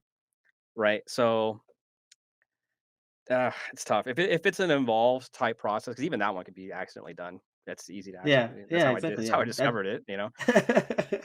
yeah, because then like you're It's going into tough. the whole story of like, or the whole part of like, well, what if somebody does that and like crashes the game? Like, how would you even like rule on something like that? You know what I mean? Yeah. Yeah, I mean, like, so an involved glitch, like Guile's handcuff glitch or something like that. That takes a lot of effort. That's definitely somebody intended to do that. Okay, that's bannable offense. Yeah, I think a lot of it has to do with how blatant it is. So like I'm Right. excited to get a Smash player on the podcast sometime because I know that their Smash scene is all about like rule sets. That's like yeah, in their very Yeah. specific. DNA, right? And one of the tactics in Brawl, which was one of the lesser received games, but is stalling. And that's a really nebulous and ambiguous topic, but you could play a character that could essentially fly over and above the stages and just run the timeout, get a life lead, run the timeout. And there's an equivalent to that in Marvel where you could also, well, those are the game breaking glitches, right? Where you just fly up to the top of the screen. I think Gambit had that. You fly up to the top of the screen and you get a life lead and you run the Yep. timer out that way. And so there's very clear reasons to ban that, but then you have Right. like how do you enforce it? Is it the number of reps, like what Benny mentioned, that kind of stuff? Or on the flip side, like is it easy to do? Um, like El Fuerte to this day in Street Fighter 4 has an infinite, Hmm. and Yeah, it's just they didn't fix it, they didn't remove it from the game. They just, the damage calculations make it not optimal after a while, and it's really hard Maybe to do. maybe yeah, maybe it's it hard. would be banned now with hitbox. I don't know if it's easier with hitbox or not. Maybe. But Yeah. I mean, Jeff brought up a good point in the chat. He's talking about Hugo's Infinite and Street Fighter 3 Second Impact. Uh, but that was a very like situational Infinite, right? Um, and Hugo is regarded as like the worst character in the game. So I think people let it slide. They were like, Oh, well, he you let needs that something, balance. right? Okay. If you get stuck in a corner, and I think it's like air grab, clap, clap. Jeff will have to correct me if I'm wrong on that. And so yeah, There's a degree whatever. of He needs showmanship to something. it too, right? Where it's like Yeah, this is so hard to do, or this character needs it so bad that like we want to let it rock because it's kind of hype to see that. yeah, It's hype to see a character that's like build is shitty to actually do something really cool. It's hype to see someone doing a really high execution infinite, and then win the game Right. off that. I think yeah, we've been kind of blessed with Capcom games. Not really. I mean, yeah, there's some broken elements to the games. Every game does, but yeah, overall, I don't think there's been very many like uh, instances where we're like, oh shoot, what do we need to do about this, right? Um, I it's have yeah. a pretty. Mhm. I have a thing for that. So Street Fighter 5, after you stopped playing it, Dan came out. Dan had an infinite where in the corner Oh yeah, he would loop a fireball, right? And they couldn't figure out, or rather, nobody knew. Like we had that same debate: do we ban that? It's kind of hard to do it consistently. So is it But in Dan its had an its infinite. sauce? Dan had an infinite. It's also Dan, and everybody was like, okay, Dan sucks out of the gates. Hmm. So yeah, so maybe he needs it. And then somebody did it in a Capcom Pro Tour event and No killed way. off of it. Yeah, because there's minimum scaling yeah, on super, so he just did it for a certain amount of reps and then just did a super and won the game. It was like, I think he like did it to Daigo. Like this is a Japanese player that did it, yeah, or Okay. Moruto or something is his name. And so the way Capcom addressed that in a future patch was they gave him a red fireball that happens randomly, Randomly, yeah. and it Yeah. has Oh, different Jesus. different properties that causes a juggle, which breaks the infinite. It knocks him into the air. So, and it's Dan, so it was like an homage to an older game where he just had RNG Yeah. in his move set. And so Yeah. there's creative ways you can actually remove that stuff or ban it. So you're soft banning the infinite while still leaving it in for fun, and just rolling the dice. I think this is the other part of it too, is that we're blessed that we haven't had too many instances of it, and then we're also like, okay, we're in the age of like instant patching, Yeah. right? So the times it's going to come up as a TO, it might be like mid match like that. Like, what do you do, right? I don't know. I think if it's a mid match discovery, if it's a game breaking discovery, like the game freezes, okay, you got to address it. If it's like an infinite, somebody just discovered, and that's their tech, Yeah. I think you got to let that tournament go, and then afterwards have a discussion to figure out what you want to do. Yeah. Yeah, I mean, thankfully, I haven't That's had like any that's interesting. c I have never had that happen yeah, running I was TO. gonna So say yeah, yeah, it'd be definitely I mean, I don't know if that'd be something that could happen nowadays, especially with, like, this whole social media and everybody wants to be the first to yeah, kinda everyone show shares that everything. they've Mhm. like, "I figured this out. Hey, guys, I want my credit," instead of, like, saving it for Evo and being like, "Hey, let me pull this out at Evo," and like, "Oh, wait, like, we didn't know that this was even possible." That I kind see. of thing. Going back to the old days, I do miss that. I do miss that whole like save it for regionals, right? Like save the Super tech. nationals, yeah. Yeah. Even in local tournaments, like if it's somebody that you're afraid that we're going to talk to somebody else, like you throw a You just game. wouldn't do it. Yeah. Wouldn't you worry about like not having practiced it in a tournament setting at that point? Oh, Like but you had your core group, right? okay, So yeah. Yeah. fair enough. It's Well, yeah, at least you'd I have to did. I mean, keep I'm it just hush hush. yeah.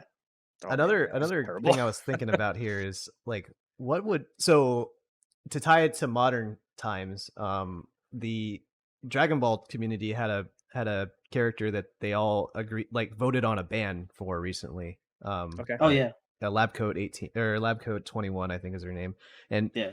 it isn't that she breaks the game, or it isn't that she has an infinite or is an automatic win button, but she just has a mechanic that actually makes the game less fun. And I'm quoting a friend on that one, in Hmm. that it just forces you to do like she like grabs you, and then your character just does 20% less damage for the rest of the Yeah. game. Oh, there's no timer. It's just for the rest of the For the game. rest of the game, yeah. Yeah. And you can do that Wow. to the entire team, and it slows the game down, and it just The game's apparently already makes it pretty not slow. fun. Yeah, the game's Yeah. already really slow. So they had a community-wide vote on whether or not they should ban that character, and I believe they decided to let that character rock. So I'm curious Hmm. about both of your guys' perspectives as TOs, when it's less so about game breaking, it's less so about intention or anything, but like the community is up in arms about something. When do you ban? Like, what would be your criteria? It goes back to what I was saying about the voting. I would Yeah. need personally I would need to see a 2-to-1 vote. 2 to 1? If it's Yeah. too close, then I, it's a lose-lose situation, right? Yeah. I would need to have a majority, like actual majority. That way, it's like, yeah, you're gonna offend somebody. You're gonna make somebody mad. You got to Yeah. make it the smallest group as possible. Yeah. Yeah, I would have to agree. Like, I mean, yeah, I think I would probably look to like the community and get their feedback to see how people really feel about it. Because obviously, you're gonna have the people that like that character or play that character. They're gonna say like, well, why is this a big deal? And then they're gonna start bringing up examples of other things or similar things like that. And then, yeah, so I mean, at that point, it's like you become like Rick said, like, there's going to be people upset about it, but you have to go with like what the 2/3 majority says, because at that point, it's more of a community aspect, and you're kind of letting that kind of dictate your decision, than more saying like, you know what, as the TO, I'm doing this, and then not getting feedback. I think getting the feedback is definitely a big part of that, especially from the community, the competitive community, just so so give people their opportunity to kind of explain both sides of it, or what the problems are. Yeah, you have an open platform, let everybody like discuss it, right? And then have a vote, and then make your decision, and just try to like be as understanding is possible and just lay it all out. Be like, look, guys, never want to do this, but here we are. We have to do it. This is my reasoning for it. I hope you guys understand. Like, and it goes back to the very beginning about lessons being learned as TO or not lessons, but advice to give. And this goes right back into that communication part of it. You're trying to be as open as you can be. Exactly. Again, we live in an age where it's instant patching, and players and TOs can talk directly to the developers now, which is super cool. So hopefully these things don't come up very often, but if it did come up, that's how I would approach it. Okay. Now, I guess this is a for fun question for both of y'all too. Is if you could go back in time and ban something, besides role canceling, because we've already talked about that, what would you Ban ban, if something. anything? If anything, Oh, that's a good question. Wow. Yeah, I just sprung anything that in on you guys. I can yeah. go first actually. Yeah, go ahead and go That first. to give Yeah. you guys some time. I would ban the DHC glitch from Marvel 3. As somebody that played Marvel 3 a lot, I think that Yeah. really, like, it was discovered, so it was in this weird spot where YouTube was becoming a thing, social media was becoming a thing, and so stuff was starting to be shared. So that tech, like, proliferated quicker than average at that time. And so what Mhm. ended up happening is the game had just come out and it was still in its formative stage where people were experimenting and stuff. And then DHC glitch comes out and everybody just flocks to it immediately. And it actually killed a lot of like the early parts of the game, Yeah. where, everyone's got to play a character that can take advantage of that now. Um, Yeah. versus if you compare that to like that same Marvel 3 series where TAC infinites were a thing, that actually was okay to let rock because it made more characters viable. But Yeah. DHC glitch, I think, actually would have it hurt the game a lot, and it was a testament to the developers' opinions as well when they removed it in the follow-up in Ultimate. I like that one. I wasn't a more than like a semi competitive, I guess, casual Marvel 3 player when it first came out. But I like that one. I'm still thinking about mine. If you got one, Benny, go ahead. Yeah, I mean, honestly, I don't know if there's anything really crazy in anything that I've So played Also for fun, competitively. like if you want to ban yeah, a yeah, character yeah, no, because no, you no, hate no. them, I yeah, just want to see what's because the reason why I'm like thinking, I was like, was there a character I want to ban? So going yeah, back to like when I first started playing in CVS, and then was like, okay, I'm gonna get good. That's when I started going. I'm not a character loyalist anymore. I am gonna play what I think is the best. And so like I don't have the people are like it's funny like 09ers. I always think I'm a Blanca player. I'm like. No, he was just really good in vanilla, like stupid good. Like he was like the only Yeah, character he beats Sagat. Like what? And he beats Shotos too. Like yeah, the guy's amazing. Like whatever. He has like basically an unblockable ultra. Like good luck. huh. Three repetition jab electricities that you're forced to block. Like yeah, this is awesome. Like I'm gonna play this character. But I put a lot of time into him, so I kind of stuck with him until I said screw it. I went to Cannon Bison. But so I've been on the end of playing characters that people wished were banned, like Vega and Super Turbo, Nakaru and CVS1. So I don't want to ban a character because I chased them. Like, give me the best character. If I can play it, I'm gonna play it. Like, I want to win.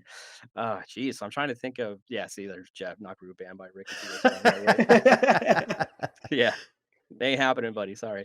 I don't know. Oh man. I would say for fun, I would say Vanilla Sagat.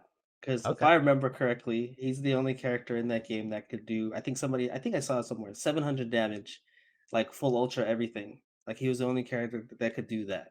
yeah, I So remember. I think for fun, like yeah, that would probably be my biggest thing. Honestly, like with me in that matchup, like I didn't really care for it because it was like Yeah, nobody. I don't think any Honda player cared for oh no, Sagat versus. I don't mean it in that sense. I Oh, mean it Yeah, it's more a like terrible fucking I matchup. I yeah. I don't like for me those kind of matchups, even though they're terrible, on paper and playing on the other end. Like I actually kind of like those matchups because it's almost like playing a Ryu player. There's so many Ryu players out there, so for me it's just like even if that character is like arguably or without argument better than mine, like I'm more comfortable in that matchup because I play it so often. So when I saw somebody pick Sagat, I was just like, yeah, whatever. I understand I this got it. matchup. I got what I want to ban now. I want to ban all grapplers. I fucking hate grapplers so much. I have a mental block against grapplers. I like choke against them, Me and too. I hate it so much. When they get close, my heart rate jumps to 180. I don't know what to fucking do anymore. Like I don't even know my name. I'm like, God damn. What grappler specifically? What would do you have a It's horror different story per from? game. I mean, like The one that you hated the most. I think Seth. on Zangief. Seth? That's a Oh man, fucking grappler, and he's Yeah. also got a fucking He's gonna fireball and DP. Like DP. stupid ass character. Armando would vanilla, piss me off to no end. Because he even vanilla. admitted to me, he's like, dude, I never took this game serious. I just thought it was a cool character. I could do whatever I want. Played like Marvel. I was like, I fucking hate that so much. Like get this Marvel trash out of Street Fighter. Vanilla Seth was like, I think would have been at the top if if you think about it now. Had so Yeah. many tools, had the Fuck, yoga man. sniper even then at that point. Like man, so many tools. I think in the beginning he had like 875 health, which was way too much for all the tools he had. Yeah. Yeah, so fuck grapplers, get him out of here. You know who agrees with me too? Justin Wong. He has the same problem. He hates grapplers. The same reason he chokes on them. He's like, I don't know what to do anymore. I mean, you get put in that blender, man. It's tough. Like especially when they get that read on you, you get that one SPD or whatever, and it's just like, all right, I'm gonna jump, and then they knock you out of the air, and you're just like, oh man. Yeah, Mika was terrible in 5 when I first was Oh playing 5. I was like, yeah, God damn it, here we go again. Like, Mika was yeah. pretty dumb in 5. but also Early 5. I have my own problems with like I don't know how it is now, because I'm not gonna first off let me say this. I respect the game. I think people that are good at the game are good players. It's just not my cup of tea. Sure. Um but like with the way the game is like played, like you don't really get a chance to get away from somebody when they're on you. And when Mika's on you, she was just Yeah. on you. And like, That's funny you know, because you mentioned Mika, and I'm just like, I always have trouble playing against Jeff, and that's who Jeff played.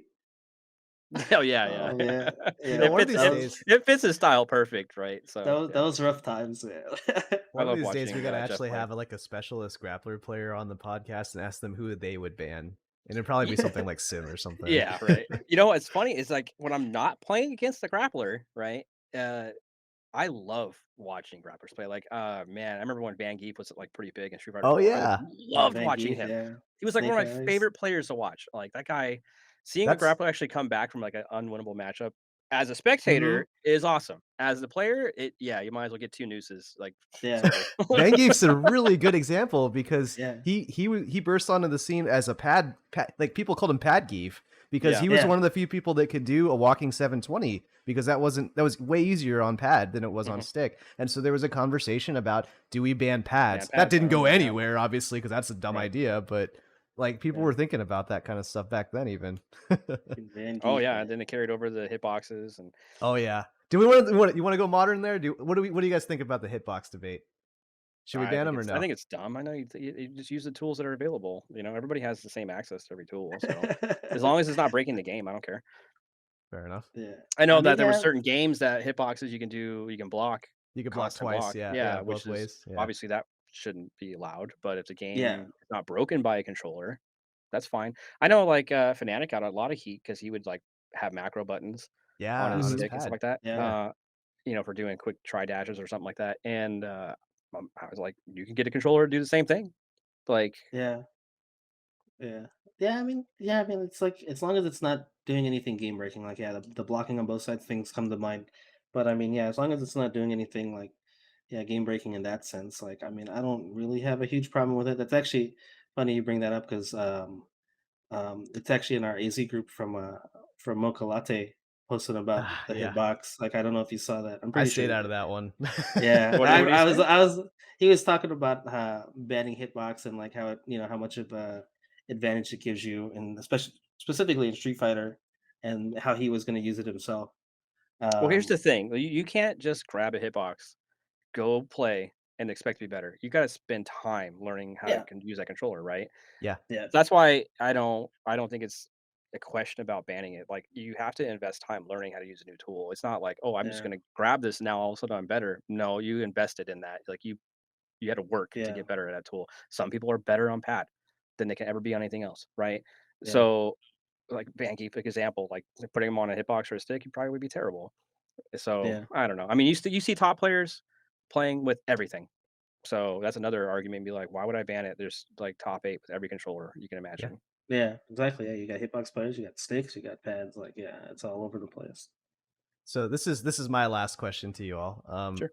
The one of the first rules that I saw when I was joining tournaments back in '09 or 10 or something like that was turbos are banned. Hmm. And Okay. so I'm curious, like it made sense back then. Would you guys ban them in 2022? Yeah. Oh yeah. You 100%. would? Yeah, I think I still would. I mean, In all honesty, like especially even in some of the older games, like turbo isn't as big as an advantage as you think. Because like I even got accused of using that with like Honda when I play Street Fighter 4.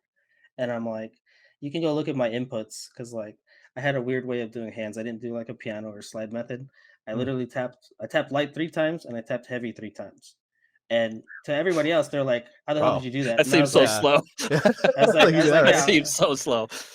yeah, I was like, just watch my inputs, and like, yeah, I got accused of using turbo, but it's like if you've ever watched, if you've seen match replays or whatever, you see people's inputs, it's like 15 to 20 inputs, so it's just like you lose a sense of control with that.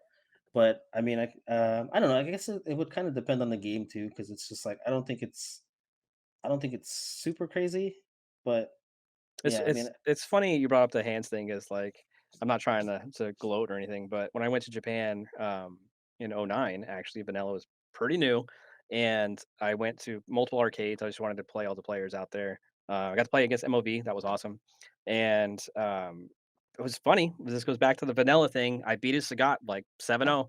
He switched to Ken. I lost 10 in a row. I couldn't beat Ken for some reason. huh, Regardless. Anyways, I'm playing Blanca, and in Japan back then, they would have, like, 8 cabinets on one side, 8 on the other side, so, like, 16 Street Fighter 4 cabinets, and they're all linked up, and, like, you just press ready, and you would randomly get placed against one of the other 8 against on the other side. You don't know who it is. It's not yeah, directly it's, like, all linked together, so it's kinda cool. Um, and I was, like, just doing my jab electricity pressure, right? And I would have these, like, young Japanese kids, like, turn around, like, looking at my hands, like, "How are you doing that?" But it's funny because, like, Jeff could attest to this too.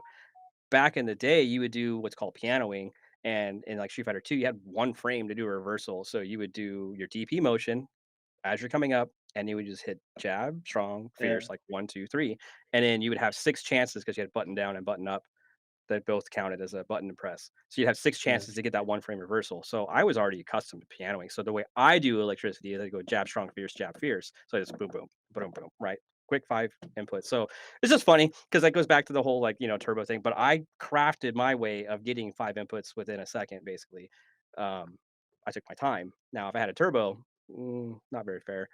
So Jeff is in the chat right now, and for those who Hmm. haven't caught our previous episode, we interviewed Jeff, and he told this story about an ST, or it might have been Street Fighter 2 Champion Edition. Back then, a lot of folks didn't know the intricacies of the game, like something like, "Hey, you can charge while jumping," and Yeah. what Yeah. ended up happening was Jeff said he learned that because a guy came over from Japan, came to their arcade and beat their asses with that over and over and over again Oh, I think I know until what he's talking he about. eventually learned that. And it's fascinating to hear that you basically did that same thing, but reverse. So you went to a Japanese arcade, you Team taught a bunch of USA, young let's go. Japanese people. They're probably like, some white guy was playing playing an arcade, he's just playing Blanca, and however they say that in Japanese. It was great because I Game in Sakura, that's a smaller arcade. That's where I played MOV, and it was like only 4 stations.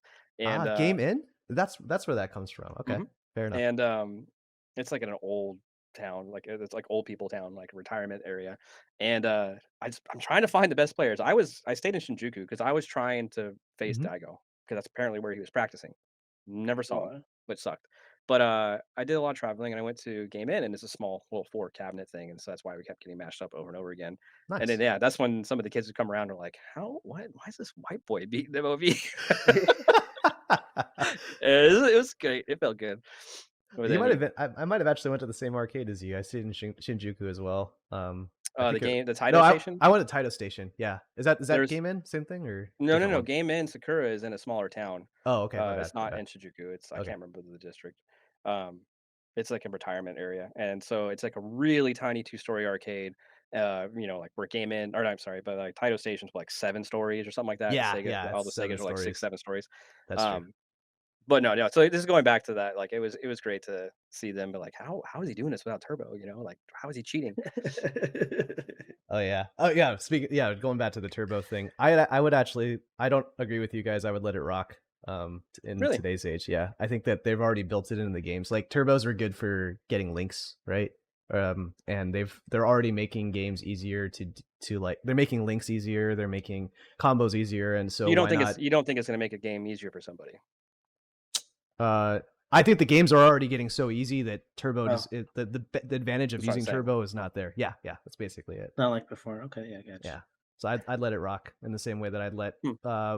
people using directional buttons rock, and they're already doing that, you know.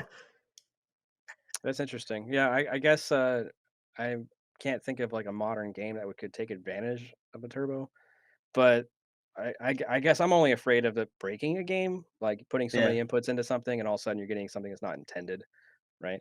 Yeah, that's something that I think you'd have to worry about in the arcade world, right? Where you crash the whole machine, right? Yeah, fierce in the level 3 super. Yeah, it was crazy when that happened too. I was like, what? And I tried it again and I went to the next machine. I was like, oh my god, it's actually the thing. Great. My only bug discovery ever found. Cool.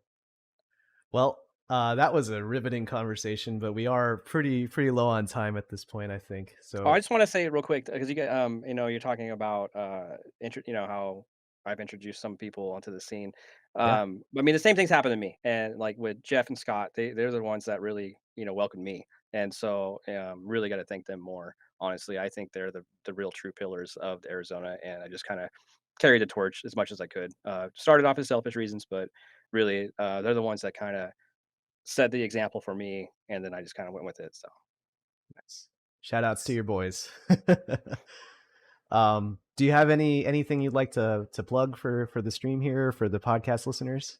Yeah, I mean, if you want to listen to some of the music I do, you can look up. I'll just put the links in the chat window, and that way it comes up on the stream here. I'll put my little gotcha. Facebook links up there, and then you can from there. There's like a link tree and stuff you can use to find my music. So this is my hardcore um, page, and I will get back to here.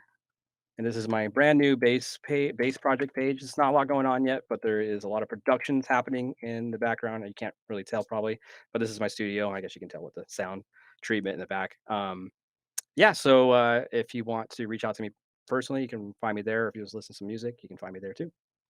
Cool. Yeah, I'll I was put it just gonna say, on the stream here too, so or for the video as well. Yeah, I see the chat yeah, in the stream on the video. So There we go. yeah, I see it in the chat. I was just gonna say, just yeah, for those of you that listen to this and don't watch the VOD, it's facebook.com/DJ Core, and it's DJ spelled out DeeJayKore. And then the other one's facebook.com/random music, where it's R3ND music. thank you. Very cool. And some, I guess, quick announcements for the rest of our the remaining episodes of our podcast. Remaining is a weird word to put it, but Yeah, it's like, oh, we're ending soon. yeah, Season one. Our next episode is to just a reminder from from earlier announcements. We're switching to a weekly format, so our next episode will air next week, as well as we're changing the schedule slightly, so we're moving from Wednesdays to Thursdays. So our next showing is going to be on next Thursday. I believe that is the 4th of August. Can you spoil the next guest? I don't know, Benny. Do you wanna go ahead and announce that? Sure. Yeah. So one thing that we really didn't want to focus on was this to be a Street Fighter or Capcom focused podcast. We want to talk to anybody that's been involved in the FGC in Arizona, and we're actually going to talk to two modern players. It's going to be Sean Dude and Will Get Paid. Oh, nice. They actually just had a Tucson versus Phoenix 10v10 for Tekken, so we're going to talk about that and a few other things. Still got to brainstorm some things with that, but those are who we're going to talk to next week on Thursday. So we're Yeah. looking forward to that. I Talking think to a big thing too is new that guys. that episode will also be the episode right before Evo, right? Like I think a couple Yeah. days after that, we're gonna just be all going over to Evo, and so I think we're gonna even spend some time on what is it like to go to Evo for the first time? Should you bring snacks? Those kinds of questions. Or bring some, How do you what? stay You don't alive, bring right? snacks, you bring absinthe. But You bring absinthe. that's a story for another You- episode maybe. You know what? We were low on time, but I want to hear a story about Evo and someone getting kicked out of a casino. Can we fit that one in here, Oh, Rick? okay, yeah, sure. So, You can swear. yeah, I'm just trying to remember what year it was. I think that might have been the year I switched to Ken. Maybe I don't know. It doesn't matter. So it's Evo at Rio, right? So I started watching this YouTube series called Action Figure Therapy, and they take GI Joes and they put them on a little couch and they just like talk about their anger issues, and it's hilarious. If you haven't seen it, it's freaking hilarious. And so I found they had shirts, and one of the characters has massive anger problems. And in the video, he's talking about how somebody steals his parking space in Best Buy, and he says, "I'm gonna butt fuck your soul." So I was like, "That's fucking hilarious." And I saw the shirt, and I was like, "I'm gonna buy the shirt, and I'm gonna use this to intimidate my opponent." That was the goal, right? And so I show up to the tournament. I at 9 o'clock in the morning. I got first pulls. Oh yeah, and I play until like 9 p.m. Right, so I'm there 12 hours, no problem at all. I even had G4 TV guys come up to me and are like, "Oh my god, that shirt's amazing. I want to interview you, but I can't put you on TV." I'm like, "That's totally cool." Right? I'm pretty drunk at this point anyway, so I'm like, "You don't want to talk to me." And because I lost, I'm just like coaching and watching my fellow players play. So we decide, hey, it's time to gamble. So we went across the street to Gold Coast Casino. If you guys don't know, Gold Coast Casino is probably one of the shittiest casinos in Vegas. It's like 1 star, if that. So we walk in, we go to the craps table. I put a couple $100 down. I put my bet down. Right away, I get tapped on the shoulder, and I look around, and there's this guy's like body armor on, 2 guns on his hips, and I'm like, "What the heck's going on?" He's like, "You got 2 options. You can change your shirt, or you can leave our casino." I'm like, "All right, fair. All right, let me grab my money." And so I tell the dealer I need to cash out, and I get my money. I turn around. Now there's 3 of them, and they escort me out of the casino because of a shirt that said, "I will butt fuck your soul." So I change my shirt, and I go back in the casino, and I'm like, I go back to the craps table because I just want to gamble at this point. My tournament's over, right? So Yeah. the dealer, one of the dealers, anyways, he's like, "So what happened? Why'd you leave?" I'm like, "Oh, they kicked me out because my shirt." He's like, "Well, what does it say?" It says, "I will butt fuck your soul." And it's like old Asian guy's like, "Oh no, no, no." And I was like, "What? What's so wrong about that? Like, you guys have all these prostitutes all over your casino, like free pornography everywhere, but you're worried about sodomy." I'm like, that's interesting. So it became a thing where I tried to get kicked out of a casino every year for like 4 years or something like that. And so like the next year I wore a shirt that said "cunt puncher." Um, did not get kicked out of a casino, but was not a fan. The ladies did not like me at all that weekend. There's a couple other ones I can't remember, but yeah. Yeah, so I got escorted out by 3 fully armed, body armor, 2 fucking pistols on each hip. Like, yeah, it was good. Yeah. They got a good haul that day. Yeah, Yeah. yeah. I mean, protecting the community. Alrighty, with that, we're gonna call it a night here. Thanks very much to Rick for joining us, and as Oh yeah, always, have I'll a good definitely night. come back. Let me know if you guys want me back again. Oh, totally. Yeah, Yeah, for we got sure, more man. stories for sure. I bet. Oh, I got stories for weeks. Like, so, Cool. All right, Um, thanks night, again, guys. Rick. No Thanks, problem. guys. We'll talk to you later. Oh, I need to play the theme music now. This is so cool. It's still a hot mic, but whatever. Oh yeah, that's great. It's gonna be. I'm gonna add that to my Bannerpool TO offenses t-shirts. No offensive t-shirts. I'm gonna catch you right at the door while you reg. Like, I'm gonna have to actually just pay my venue fee. That's okay.